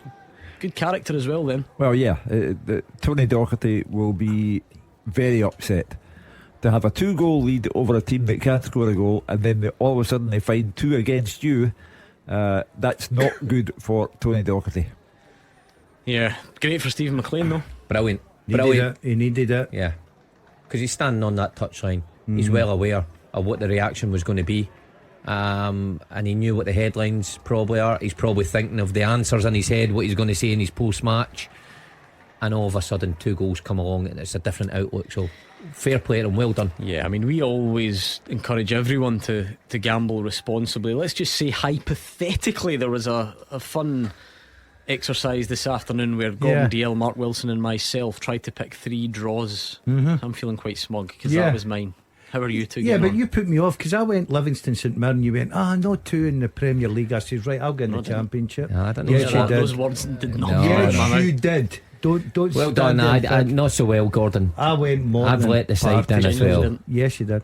I went Morton and Partick because you put me off Livingston. I'm honestly going to get the CCTV shifting blame. That's the way he's lived his life. He did.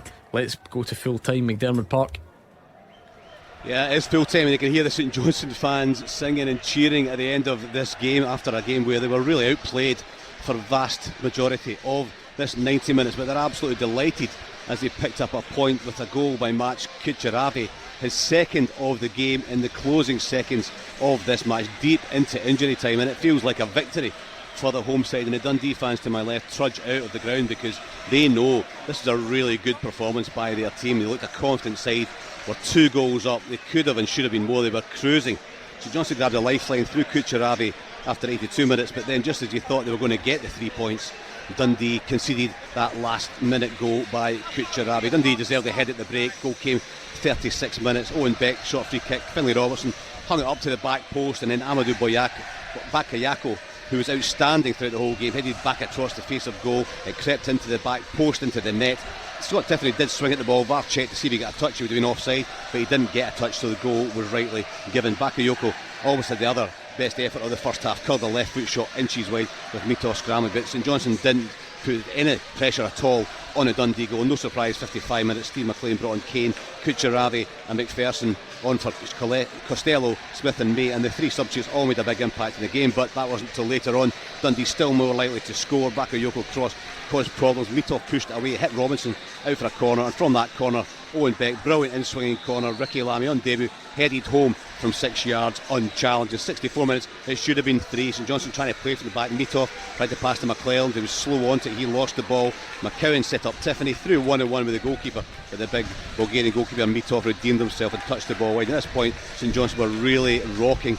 Kane did hit the bar where he struck a volley perfectly. It beat Carson, went up in the air, and the goalkeeper managed to scramble away for a corner, and they did get an unlikely goal. The first of the season for St Johnstone, 82 minutes. Young sub Max Kucherabi turned the ball home at the back post. A low cross from Graham Carey, and we'll hear about that again because the two were involved in the equaliser. Kane then got his head to a Carey cross and good contact straight at Carson, and then the striker was inches over from 18 yards as St Johnstone pushed for the equaliser. Then Dundee should have wrapped it up. Zach Rudden was set through 1-on-1. He drew the goalkeeper. He looked as if he was going to side foot it home. He tried to go near post rather than across the goalkeeper, and the ball went into the side net, and they were made to pay for that because a spell of pressure deep into injury time ended up with the ball being scrambled out to the left hand side, and Graham Carey again drove the ball low across the 6 yard box, and there again the young Ukrainian sub Max Kucherabi turned the ball home and into the back of the net. As I said earlier, St Johnstone supporters absolutely delighted. They'll take anything, and the supporters around me were shrugging their shoulders and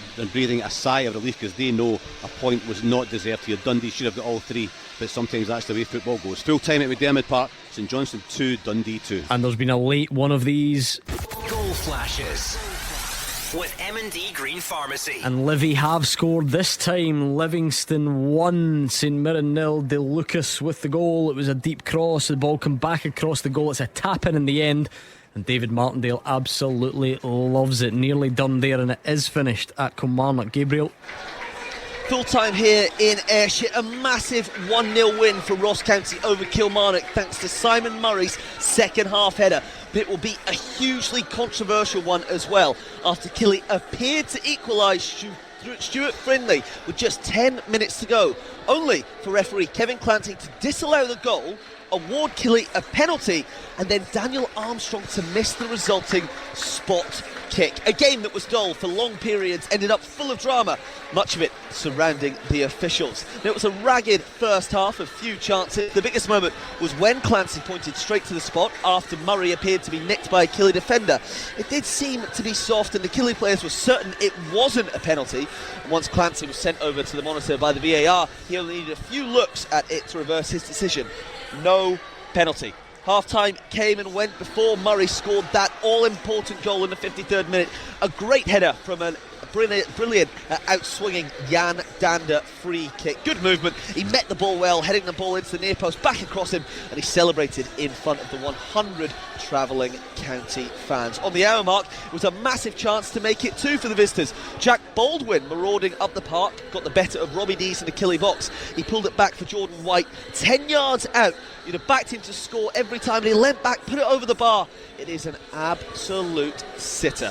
Killy then began to push back by their fans. They pinned County back, and there were plenty of balls into the box, set-piece deliveries, and then came the massive moment with about 10 minutes to play. An in-swinging dead ball from Matty Kennedy. Great delivery, great header. Everyone in the stadium thought the game was level.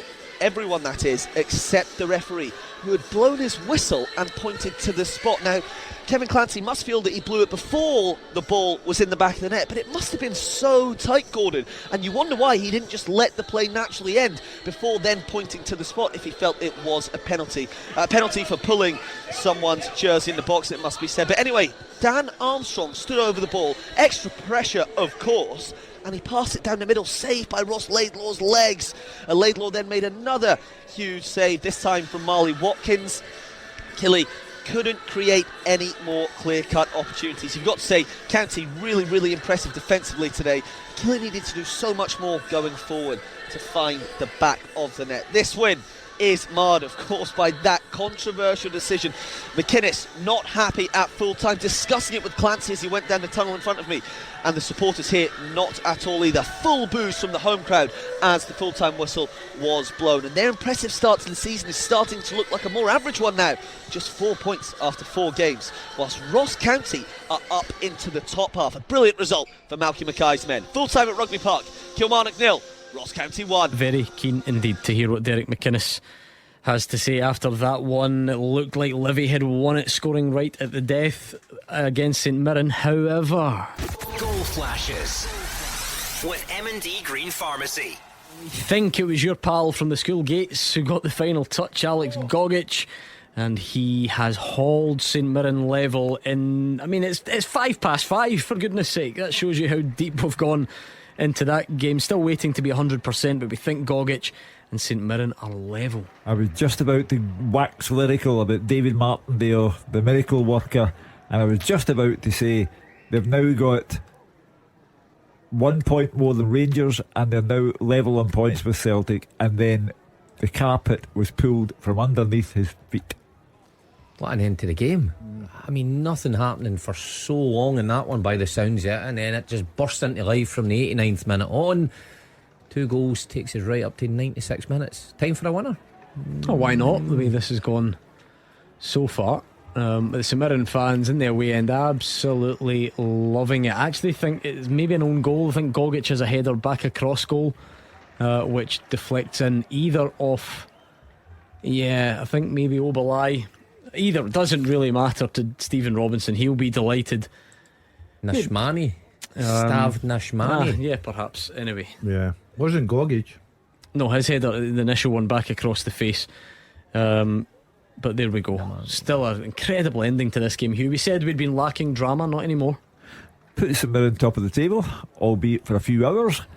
And again, maybe Stephen Robinson feeling, well, we were cost points at the very end of the game against Aberdeen, and now we've got ourselves a point at the very end of the game against Livingston. Still about football. Full time. What a game in the end, David Friel. What a game indeed, Gordon. Full time, Livingston 1, St Mirren 1. The facts are St Mirren go top of the league, but what an ending to this game. Nothing happened for so long. There was long delays. Obviously Andrew Shinney got injured in the first half. There was a welcome sight of him reappearing after being taken away in a neck brace. He's okay now. That seemed to boost everyone inside the stadium, including Livingston. Livingston probably the best of the second half. They did have chances. Jamie Brandon goes through, big save from Zach Hemming. Bruce Anderson goes through, and Jason Holt's pass, 75 minutes. He's clean through, puts it under Hemming, puts him ahead, but VAR check says he was offside. You think it's just going to peter out and go for a draw. Then Louis De Lucas' first ever goal for Livingston. He was in the right place at the right time to convert Mo Sangari's cross. It looked at that stage that Liverpool were going to hold on, claim a big win. They were going to top 4 level with Celtic, Rangers, St Mirren. And then in the final minute, to sum this up, the St Mirren people don't even know who scored the goal, but we think it was Stav Namani was involved, Alec Gogic was involved, James Bolton was involved. But the crux is St Mirren have got an equaliser right with the last touch of the ball, and they go top of the league. A big point for Stephen Robinson's men. They look dead and buried, but they have claimed a big point here. Livy absolutely dejected. Full time, Livingston 1, St Mirren 1. Dramatic stuff. It's petering out for Airdrie, certainly, because Dundee United have got another one of these. Goal flashes with M&D Green Pharmacy. Kai Fotheringham, 94 minutes gone, Dundee United 2, Airdrie 0. But what an end to the game in Livingston, Mark Wilson. Well, quite incredible. You know, David just saying there, nothing much really happening until Bruce Anderson's goal, when he breaks through and it gets chalked off, and they think we're heading for a draw. Eventually it does end a draw, but I don't think anyone could have foreseen 2 goals coming in the last 6 minutes of that one. I don't know. I wonder if Stevie Robinson will walk away from that a happy man. I know he's had a good start to his season, but you know, being 1 down, going into the last few minutes and grabbing something often feels like a win. So drama at the end in that one. And Dundee United, Jim Goodwin's side, putting their foot to the floor, showing why they're favourites, grabbing a goal right at the death. And just to set the tone for the Kilmarnock aftermath, Brad Lyons has tweeted me, presumably not the actual player, genuinely can't believe what I've just seen from Kevin Clancy, the single worst refereeing call I've ever seen. If this doesn't get howler of the season, never mind the week, there is something wrong. Mind blowing. He's no stranger, Kevin Clancy, to that kind of controversy, and he's in the right place to be called out. I think Derek McInnes will Derek mention McInnes it. Is well able to articulate his disappointment. Full time, Dave Galloway. Yeah, full time at Tannadice. Dundee United 2, Airdrie 0. United with a perfect start, taking a 4th minute lead. Glenn Middleton set up Matthew Cudjoe to fire into the right hand corner of Josh Ray's net in emphatic fashion. It was nearly 2-0 soon after, following a corner.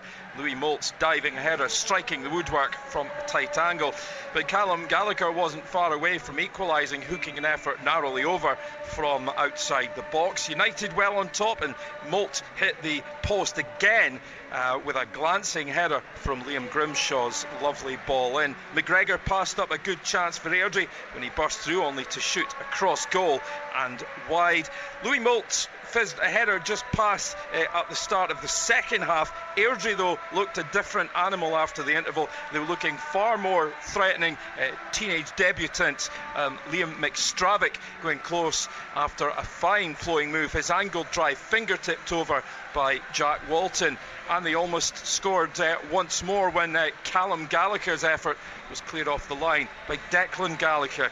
United boss Jim Goodwin cut a very frustrated and angry figure at times as his team's second half performance failed to get anywhere near the heights of the first, but they made it 2-0 in injury time. Fotheringham seizing on a very poor kick out by Ray to score from way out. So job done for the Tangerines, who go top of the championship on goal difference at Dundee United 2, Airdrie 0. And now it is over to you. 01419511025. What did you make of today's results, performances, talking points? And I've got a funny feeling lots of you out there want to discuss tomorrow. High noon at Ibrox, Rangers against Celtic. This is your last chance to come on here, predict the team, predict the styles, predict the scoreline, get the bragging rights up and running, get the bravado flowing ahead of tomorrow. This is your last chance. 01419511025. After the action, it's your reaction. 0141 951 1025. Clyde One Super Scoreboard's open line. Hugh Keevins, Mark Wilson and Gordon Dalziel are here. It's 01419511025, or it's Twitter at Clyde SSB. So get in touch. Yes, there was a lot to get through from today, but still so much to be said ahead of the big game tomorrow at Ibrox as well. So it's 01419511025. Hugh, you often say these are a separate life form. What does tomorrow's one mean? It means that for 2 weeks the loser will have to fester, and the losing manager will be called out by the supporters of his club. Mark is on the line. Mark is a Celtic fan. How are you feeling about tomorrow, Mark? For the first time in many years, any team can win. If both of them aren't going in it smelling the roses, but I fear for my club, Celtic. I was never 100% behind Rodgers coming back to the club, but like a true fan, I got over it quickly and started supporting him. But I found some of his early comments pretty arrogant. But on Friday, listening to the show, towards the end of the show, he's played another interview from him. And I nearly fell off my chair with the arrogance from this man. He came away with the comment and the statement that I will teach these players how to win. And I thought to myself, wait a minute, you've just taken over a very successful winning team. And to make that comment, some of these players must be sitting there going, whoa, wait a minute, we are winners, we know how to win.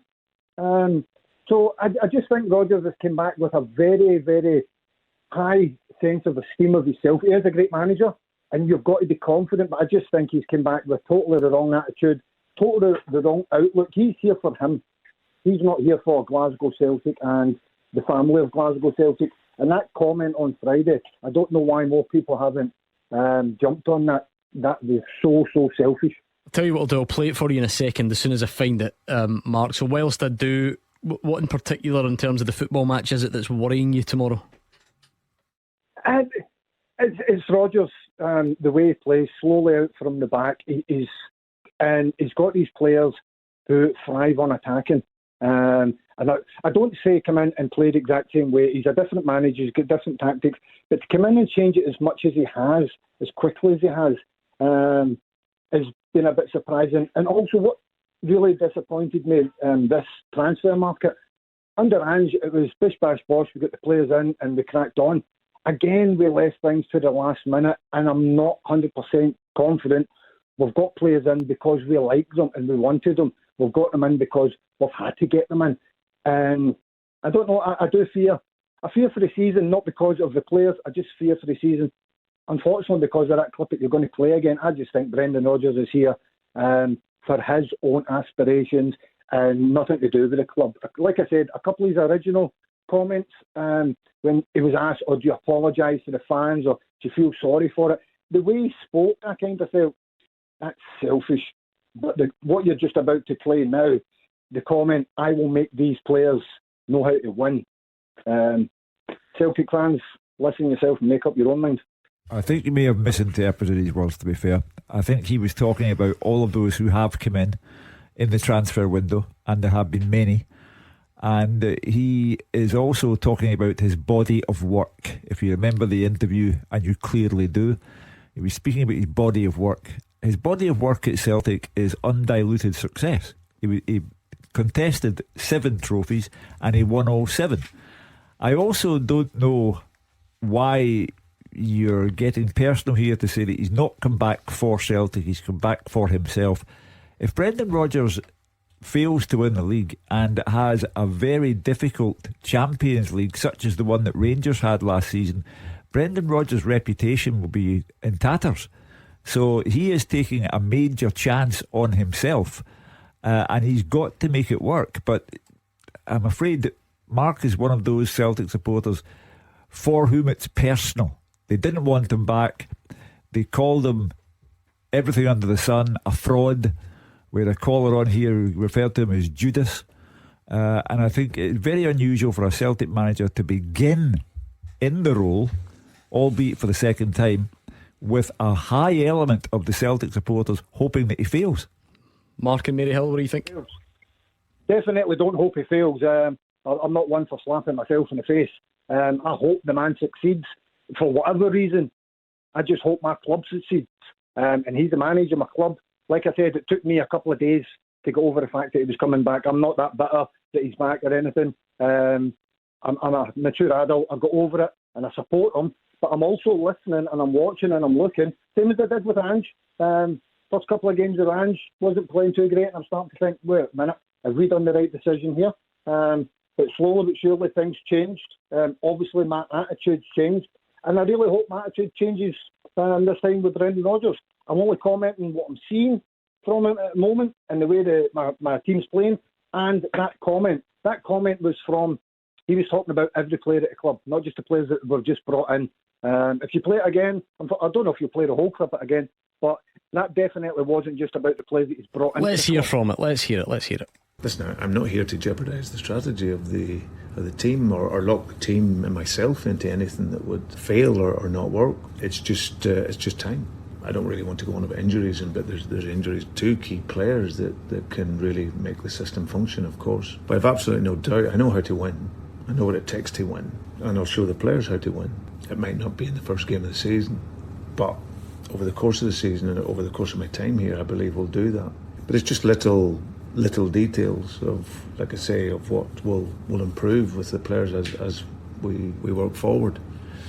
But my teams have always been based, and my body of work hopefully shows that. My teams have always been aggressive and on the front foot and attacking and creative and fast and powerful, and this team will be that over time as well. So, but in the meantime, we need to continue to get results and work and look to improve. There you go. You can make up your own mind. Mark, I just wondered though, a word that I want to pick up on that Mark on the line said that he was worried about tomorrow. From a Celtic perspective, are you worried? Do you understand worry, or is this all getting a bit over the top? No, I can understand why Celtic fans and Mark on the line been feeling like that, because what they've seen so far isn't what was served up last season, and it just doesn't all seem to be fitting together perfectly well at the minute. We were chatting about it midweek. Is this the ideal for Celtic game for Celtic this weekend? I said no, probably not, because Brendan Rodgers, I'm sure, would like to fine-tune things, new players coming into the building, introduce them into the team before going to what is going to be the most difficult away fixture of the season, away at Ibrox. So I can see why Celtic fans are thinking, yeah, it might not be the ideal time. And saying that, then Wednesday night happens for Rangers and they take a beating by 5, and Rangers fans probably sitting there thinking the same thing. Here's something I wonder if it's worth considering, right? Now, because I know everyone's all coiled, ready for, let's take Celtic on this occasion because that's the team we're discussing, that if they lose, It means Rodgers is terrible. It means the style is terrible. It means the recruitment is terrible, right? Ange Ball, treble winning, etc, etc. Out of their last 9 trips to Ibrox, how many times have Celtic won? Once. I'd say more than once. 3. Yeah, 2, 3. Twice out of the last 9. So we'll do it anyway. I'll not be able to calm anyone down, but we do something. We pin everything on this one fixture, don't we? And then we're going to draw conclusions about everything, when actually successful, well-functioning Celtic teams under managers who were lauded and who did have some attractive style, they won 2 of the last 9 trips to Ibrox. Yeah, and when you look at that, you think, well, that's not really great for them. I think the 2 managers, it's incredible, we're early into the season and already it's game by game for me. You know, you look at, if you're a manager of Rangers and Celtic, you're walking into that fixture tomorrow and you're saying to yourself, do not get beat. You would take a draw, right? Do you want a draw? Probably not. You want the 3 points. But worst scenario for the 2 managers, do not get beat, because when the open line comes here, if it's Celtic gets beat or Rangers gets beat, whether they've went to Ibrox and only won 2 at the last 9, it won't matter. You'll have guys like Mark who's sitting there waiting for things to go wrong for Celtic. He's hoping they don't, but if they do, Brendan Rodgers has got to be the one who gets criticised. Let's be honest about it, and he'll not be alone. If it flips over to the other side after a disappointment of the week, during the week over in Eindhoven, if Michael Beale loses it, he's getting in there. See my point though. I get, obviously Celtic have been successful, but if Celtic had gone to Ibrox 10 times in a row and won, and then Brendan Rodgers rocks up tomorrow and loses, you go, what a negative difference this guy's made. But actually, Celtic's recent trips to Ibrox have not been vintage. Think back to Ange Postecoglou's first game in charge at Ibrox and his last game in charge, but particularly his first game, where he had Edouard playing and he had Kyogo playing. Now, if you put that on paper, I know there was problems. Edward was moving on, and I think Christie, was he involved in that? Good players, but Rangers still won the game 1-0. I believe Helander was that one of the answers earlier on, scores the goal, and everybody's saying, well, is this working? So it shows it can happen. It shows you can get beat in these games, but things can still work out over the course of a season. Mark on the line said that he got over the fact in a couple of days he got over the fact that Celtic had appointed Brendan Rodgers. But he clearly hasn't, because here we are on the 2nd of September and he's referring to Brendan Rodgers as arrogant and only being here for himself and not for Celtic. So this is a unique problem that Brendan Rodgers has. There's an element within the Celtic support who simply don't want him to be there.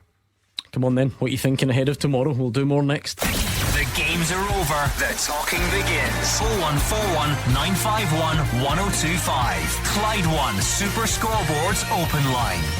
Hugh Keevins, Mark Wilson and Gordon Dalziel are here. It's 0141 951 1025, and it's Twitter at Clyde SSB if you want to get in touch ahead of tomorrow. Any kind of team news, issues to iron over before tomorrow? What do you think? You do go Rangers first then? Both teams for me, Gordon, but I'll start with Rangers. I think that Ryan Jack will certainly come back into his fixture. I thought that he went for a Lundstrom the other night there, but Ryan Jack to me is a more important player for Rangers in the big games. I was very surprised he wasn't playing. I don't know what the situation was, but Michael Beale, I think Jack will come back in for this game on Sunday. The front line is going to be interesting. I think the midfield 3 will pick itself. Does it? You just get Ryan Jack involved. Yeah, I think Jack, right, Cifuentes, right, and Raskin. Okay, so that's the 3. I think Cantwell will certainly play, and now will he play 2 and play Cantwell off? Dessars seems to be the one, but he seems to be subbing him. He's not hit the ground running for me, but I think Michael Beale's sticking with him, and it's who he plays up there. I don't think he'll go with Matondo tomorrow night. I think he tried that away from home midweek. Terrific play. He'd one wee sort of a cameo role where he went through, very unlucky, hit the post. Apart from that, I thought his quality was poor and all for nothing. I don't think he'll go with him tomorrow. So there's one decision. Is it Lammers, a Danilo? Is it Sima coming back in? That's got to be the interesting part for me. Sorry, so who's there? He doesn't commit to anything, does he? So who is playing in the forward line? I think Dessers will play, and I think Cantwell will play. Oh, Roof then. And Roof, sorry. Yeah, so you have picked it? Yeah, that's my team. Sorry, I forgot. Do you know I was trying to talk because I was mixing up Lammers, Danilo, right? Because we're all in agreement. Roof will come back in. Yeah, sorry. I think he could terrify Celtic. You think he'll come back in after being out the European squad? Yes. Cantwell off, Dessers and Roof in a 2. Mark, Celtic. Oh, more question marks over that one. I can't believe he'll pick the same back four as last week. I can't believe he would bring up Phillips and not play him, even though he's not played since January. Yeah, I would still play him. Wow. Yeah, I think it's a big statement from Brendan. I think it's a big decision, but I'd play him. And that sounds horrible in Liam Scales, but it's a huge game. So Hart, Johnson, Lagerbielke, Phillips, Taylor, McGregor, O'Reilly. I'm not too sure who'll play in front of those. You've got to pick one. Turnbull. Not having a great time, Turnbull. He's not, but he was having a great. Who plays instead? He was having a great time the first day of the season, and that was only a couple of games ago. So I would put him in there. Front three, I would go Maeda off the left, Kyogo through the middle, Palmer off the right. Yang, I thought Yang had been the best winger Celtic have had this season. Yeah, he looked good last week, but so new signings leaving him out. Yeah, why not leave Maeda out then? And I think Yang Maeda, he's played in this fixture before. Maeda, more industrious. He would work hard. You need that. With Tavernier, and I don't know if Yang. Ken, what do you think? Who has to play? Who shouldn't play? All that stuff. Well, I think Nat Phillips has to start. Right. I know nothing against Scales, but I think Nat Phillips has to actually start. I mean, I would actually drop Maeda. I mean, Maeda has come out and said that he's having difficulty getting to grips with things under Rodgers. You know, so I would start with Abad on the right, and I would start Yang in the left. I would also put Turnbull in the middle with O'Reilly and McGregor, because Turnbull knows that fixture well, and we know he can score long shots from outside the box, and obviously Pure was going to be up front, you know, and I think it's going to be 3-2 tomorrow. Oh, guaranteed goals from Ken. Is there if O'Reilly and McGregor seem to be nailed on, then if Hatate is a miss and people are not convinced Turnbull can, I don't know what it is, provide that physicality or whatever, is there a shout of a Home coming in, or someone else? I don't think so. Home again is one of these project players that we saw a glimpse of, and we've seen him at Pataudry and he looked fine, but I don't think for a game of this magnitude so early into his Celtic career, I think he will develop into that. But why do we do that just sometimes with players though, and then there's others? So as an example, I know he's older, but Nat Phillips has not kicked a first team football since January. But we're saying, well, you know, he needs to play, just needs to play. But Home, it's early, and and then same with Yang. It's hope over expectation. You hope that Nat Phillips can go over the fact that he hasn't played much football, because you have no expectation of Liam Scales having a decent game at Ibrox. I think it's necessity. You look at the back line. I think you looked at that last week, and Lagerbielke and Scales didn't have a lot to do, but when they did have something to do, 2 chances they gave up, 2 of them were culpable. You need to do something. I think that midfield area, O'Reilly and McGregor are going to play, but Turnbull, Hugh says he's having not the best time at the moment. Okay, he's not had a great start, but against Ross County, we're on here and we are waxing lyrical about how he's grabbed his chance ahead of Hatate. He was put in front of a fit Hatate, remember. Now Pataudry for 45 minutes, he was hooked at half time and he wasn't happy. Of course you're never happy, but we can't then just say, oh, let's discount him, let's bring in Home ahead. I think the difficulty there would be, because after that nobody's good against Kilmarnock and nobody's good against St Johnstone. So you need to pick somebody. It's just how Brendan Rodgers is going to play tomorrow. He may listen, I'm a Turnbull fan. I go with Turnbull. I like Turnbull.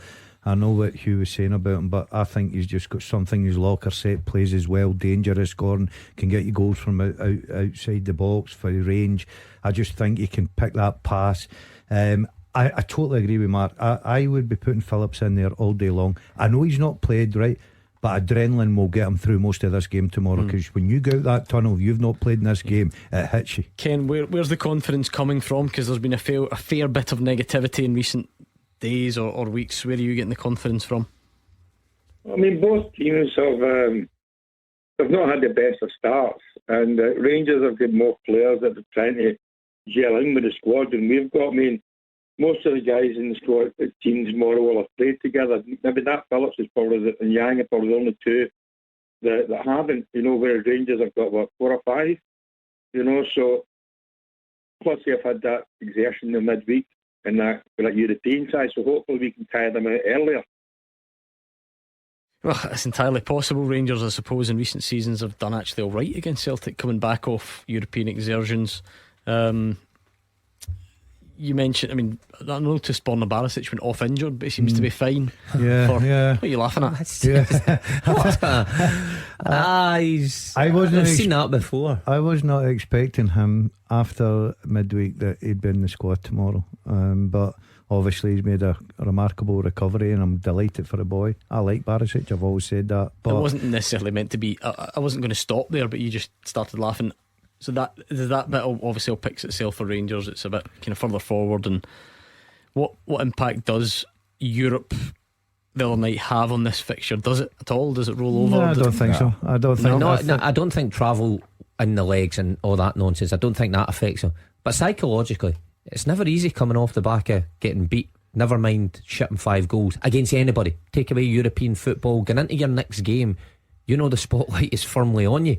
And when it's a game this big, Rangers could be playing anybody, Aberdeen away, whoever, Dundee away.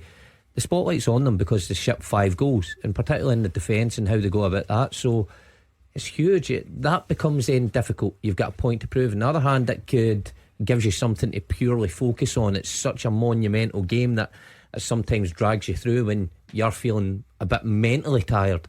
So it can work both ways, Gordon, but I know from previous experiences it is not easy when you've took a hammering away from home like I often did in my Celtic days and then come back at the weekend. I think if you have any psychological problems tomorrow as a Rangers player, you're no use to Michael Beale, the club, because this is the domestic fixture. This is the opportunity to go above Celtic in the league table. I know there are 34 games to play thereafter, but that's not how the Rangers fans will respond if they get the win. And if you are in any way not up to this for whatever reason, then really and truly you are of no use to the club. I get that, but he's standing there saying that he's been there and it is hard. It's easy for us to say that you should be able to put yourself in this perfect mental position, but he's telling you he's been. Listen, and not just for football, Hugh. Any sportsman will tell you any defeat or in any sport, bouncing back is always the hardest. It's not a case that you're no use to the sport then. There's many forms to stepping onto the track or the pitch or whatever and bouncing back for a defeat. If they feel under pressure now, let them imagine how they'll feel on Sunday afternoon if they've lost, because if you that might not help then. That's the point. If you go out of the Champions League and you lose to Celtic, Michael Beale's job is under threat. What does William think on the line, William? Evening, guys. How are we doing? Good. How are you? I think if players can't get up for this game, there's something seriously wrong. I do feel like Mark's words have been twisted, but no one's saying not up for. Mark is quite simply telling you he has been there when we haven't, and saying it is hard to come back off European disappointments. That's all. I don't think it's not about being up for it. I think. For me, I don't think we're ready. I mean, we can look at Bale when we look at Ange. They've brought a lot of players in, and obviously a lot of players you try to settle them in. That's totally different for changing a system. But for me, the point I'm making is why is Celtic not ready? Why are we not ready for the season? Changing the system should have been done for me in pre-season. Why is it taking so long for Celtic to get up to speed here? And this is the thing that's worrying me.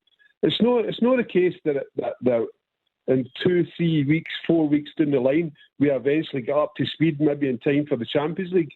Now, you can't use the excuse for me for the squad, because we're the best squad in the country. So, to me, that's an excuse. And I know we've got key players out in key positions, and I know Roger said that. But at the end of the day, we should be up and ready and running for the start of the season. It's no September, and no the end of September when the Champions League kicks in. This is my problem with it.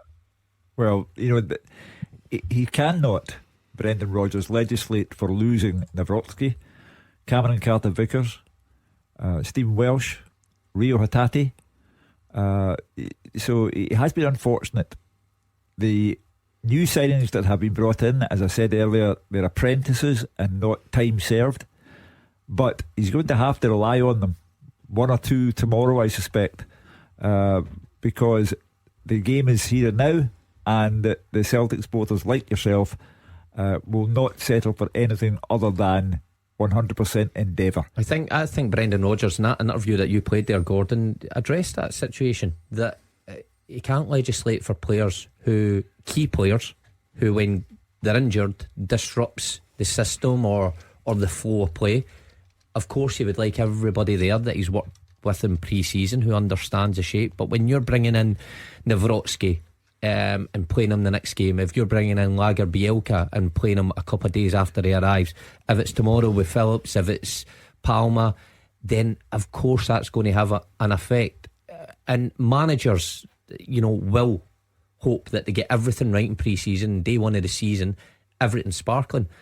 But people have short memories. You only have to think back to Ange Postecoglou. I know he was putting his style on it, and we all say, well, why try and fix what wasn't broken? Why is Brendan Rodgers Brendan Rodgers is his own man. He's got a totally different vision for this Celtic team, probably, that may take time. So as much as people don't like it, and I'm the same, I would wish it was free flowing, nice football to watch.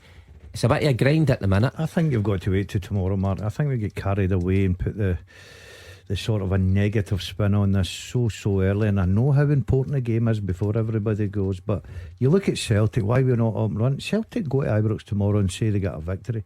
They're sitting top of the league, 4 points in front of Rangers already, and we're only in early September. So yes, disappointment, you get knocked out the cup against Kilmarnock. You can take that on board, but that happens in cup football. But then you've got the obviously European games to come, the group stages, very exciting for them. So all of a sudden by Monday, Brendan Rodgers could be sitting in a nice position, getting a lot of pats in the bag. But it goes back to this one game tomorrow. If he's not winning that game tomorrow, if he gets a draw, everything's fine.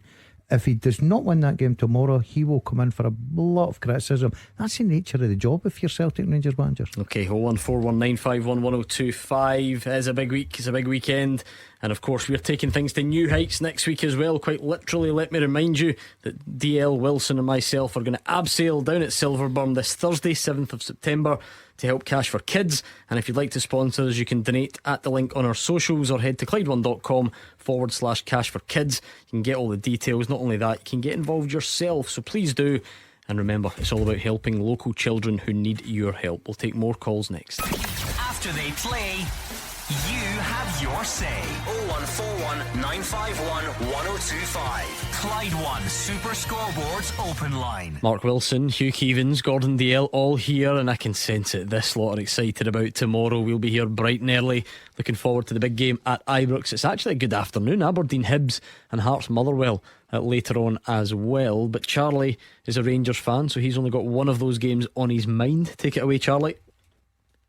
Oh yeah, what I was I was sitting with the European games. You know what happened with all that. The first leg we drew 2 each, and I was saying somebody next to me. By the way, we should bring. Why did you not bring Roof on for? But the thing was, he wasn't eligible. I didn't know that. Yeah, that's right. And the game after that, you know what happened? He scored the goal in Kilmarnock. The guy, if they bring him on tomorrow, I believe he'll win the game because he's the best striker out the whole lot. They must see the ones that brought in. I don't like to say it, but he's better than the ones we brought in as far as I'm concerned, you know. That Danina and that other one, Sammers, whatever you call him. That would be Danilo and Lammers and Dessers. I'm nearly doing it as well. Right, we could have a bit of fun there, but I feel like most Rangers fans, if we said them tonight, you need to pick one first choice striker to play tomorrow, I feel like they would go Roof. Yeah. And I totally understand why. Look, he's had his injury problems, but the one thing about the lad is when he's fully fit, he's a very, very good striker. Is this credit to Roof, or is it an indictment on the others, or is it both? Because look, Kamal Roof was good against Ross County last week, but let's relax a touch. It was his first start in a long time. he scored a good goal and he came off on about the hour mark. I think that the Rangers fans, like Charlie, see Roof as that kind of physical presence who will give Lagerbielke, who's only having his third game for Celtic, remember, and it'd be a very unusual start to your Celtic career if you had no wins after your first 3 games. But possibly Lagerbielke and Nat Phillips, completely new to the country, new to the league, and never having experienced the Old Firm match. I think the Rangers fans believe that Roof is the one to unsettle the pair of them. It's just the goal scoring record, isn't it, as well, quite simply? Yeah, goals to minutes on the pitch. The one thing you can say about him, he's a good finisher, Gordon. He showed that last week up in Dingwall. He'd no right whatsoever. He won in that ball and it ends up in the back of the net. He's capable of that. But for guys to score goals, you need the service. So it's going to be important if Roof does start tomorrow, that the guys behind give him plenty of service, give him the opportunity, and it's up to him to try and score goals. But right now, if you're asking me what I've seen evidence on the players that have been brought in, I still think a fit Roof is better than any of the new signings. Yeah, I have to agree with that. Dessers and Danilo. Danilo's the one that surprised me the most. I mean, how much to sign him for? Was it round about 5 million or something like that? So you expect a better return. I get that times maybe needed some time, but when you see him, he just looks lethargic sometimes. He looks like he's off it. Dessers, he's putting himself about and he looks awkward at times, and maybe things aren't quite coming off for him. But Ahmedaz, I think when you look at the 3 of those, I think you would go for Roof instead of him, and that shows you that the other 2 have a lot of catching up to do to get to Roof's level, even though he's only had 60 minutes a first team action. Charlie, is there anything elsewhere on that pitch that worries you or that you want to see included? Oh, no, really. I think, as I say, we've got somebody to score a goal, and I believe our Roof all day tomorrow. The game will look after itself, as far as I'm concerned. I'd say first, I was looking at the pricing to see that Rangers are favourites for the first time for a long time. You know, but the bookies can get it wrong, I know, you know. But the thing is, I've got a good feeling about the game tomorrow. I believe we'll win. I don't usually think that way, but I think we will win tomorrow. You know what I mean? Well, listen, I mean, like we said, Charlie's surprised Rangers are favourites, but I don't know, there is that home advantage. We mentioned it before. Celtic 2 wins in their last 9 trips there, so all you can go on is what you see in front of you, and that is that Celtic's main area of vulnerability is in central defence. They have lost Carter Vickers and Starfelt. The partnership dissolved by a transfer and injury, and in their place they have Lagerbielke, and we do not know yet how he will respond to the atmosphere of 50,000 Rangers fans and no Celtic fans. And Nat Phillips, like Mark Wilson, I believe they have to take a chance on him, because the rest, the alternatives, are simply too inexperienced for the job. Right, thank you to Charlie on 01419511025. You can still tweet us as well at Clyde SSB with some last minute thoughts on the game, because by the time we speak to you tomorrow we'll know who's playing. We'll be nearly at kick-off. Let's bring in Laurie, who's a Celtic fan. Laurie, how do you see tomorrow going? Well, first and foremost, Gordon, thank you for taking my call. Pleasure. I see tomorrow, Gordon, this is my opinion, tomorrow will be the 6th competitive match under Michael Beale's stewardship. The Rangers have played Celtic. They've won 1 of the previous 5, a dead rubber at the end of last season. Drew 1 at Ibrox. The other 3 games, the significant games, Celtic won in the league at Parkhead and knocked Rangers out of the 2 domestic cups. I think at 2 o'clock tomorrow, if Rangers lose, and that's my expectation, within days, Beale will, either of 2 things will happen. He'll either get the dreaded vote of confidence, or perhaps they'll say, well, wait a minute, this guy's not taking us anywhere in a hurry, and he will return to his native streets of London looking for a new gig.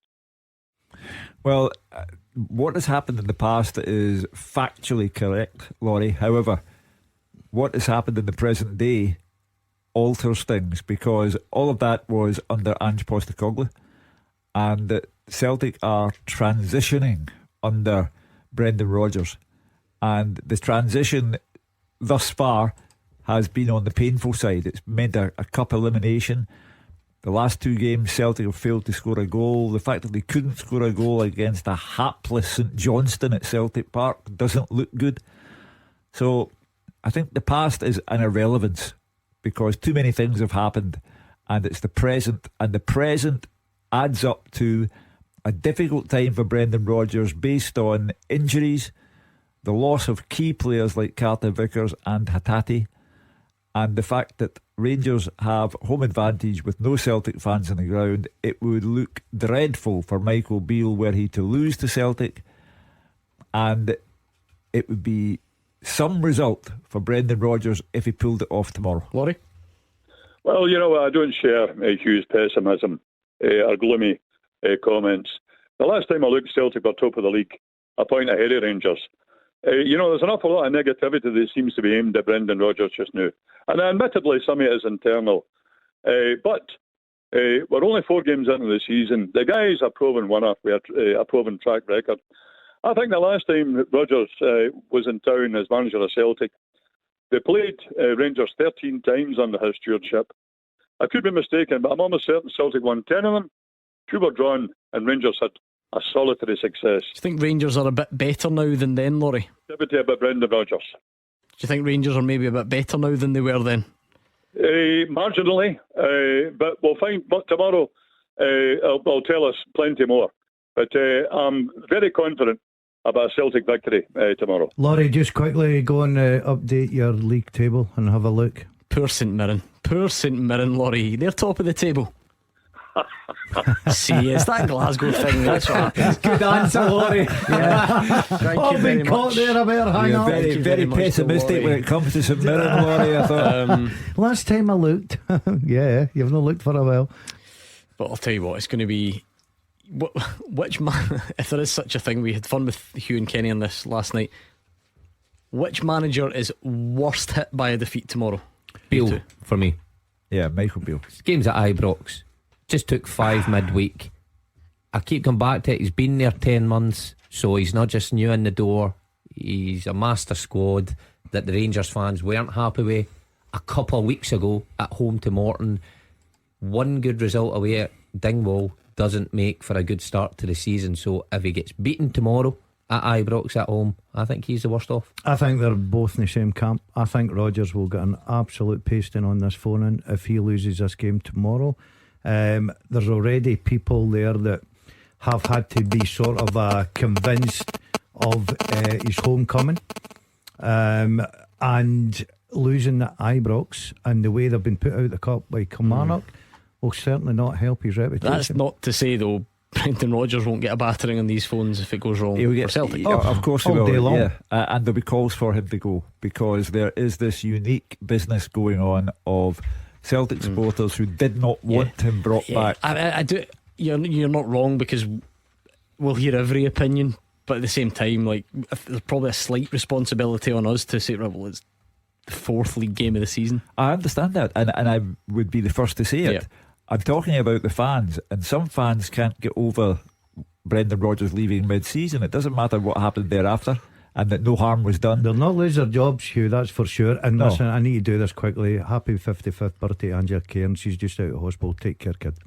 What is that? He's added that. What is that? We can't criticise it because the hospital line's in there. So we can't. Yeah, so she's listening. She loves the show. So right, quickly, Hugh, then set the scene for tomorrow. Well, it's quite straightforward. Winner takes all in a sense, because the bragging rights will be there. A place at the top of the table will be there. The manager will be regarded as doing a grand job. The loser will be regarded as a pariah. And I cannot wait. We'll be here on air 11:45 a.m. tomorrow. Hugh is going to get his sleeping bag out right now. I don't think he'll get much sleep like many of you across Glasgow and the West. So 11:45 tomorrow. Meet us right here. Enjoy the rest of your evening. George is up next with the GBX.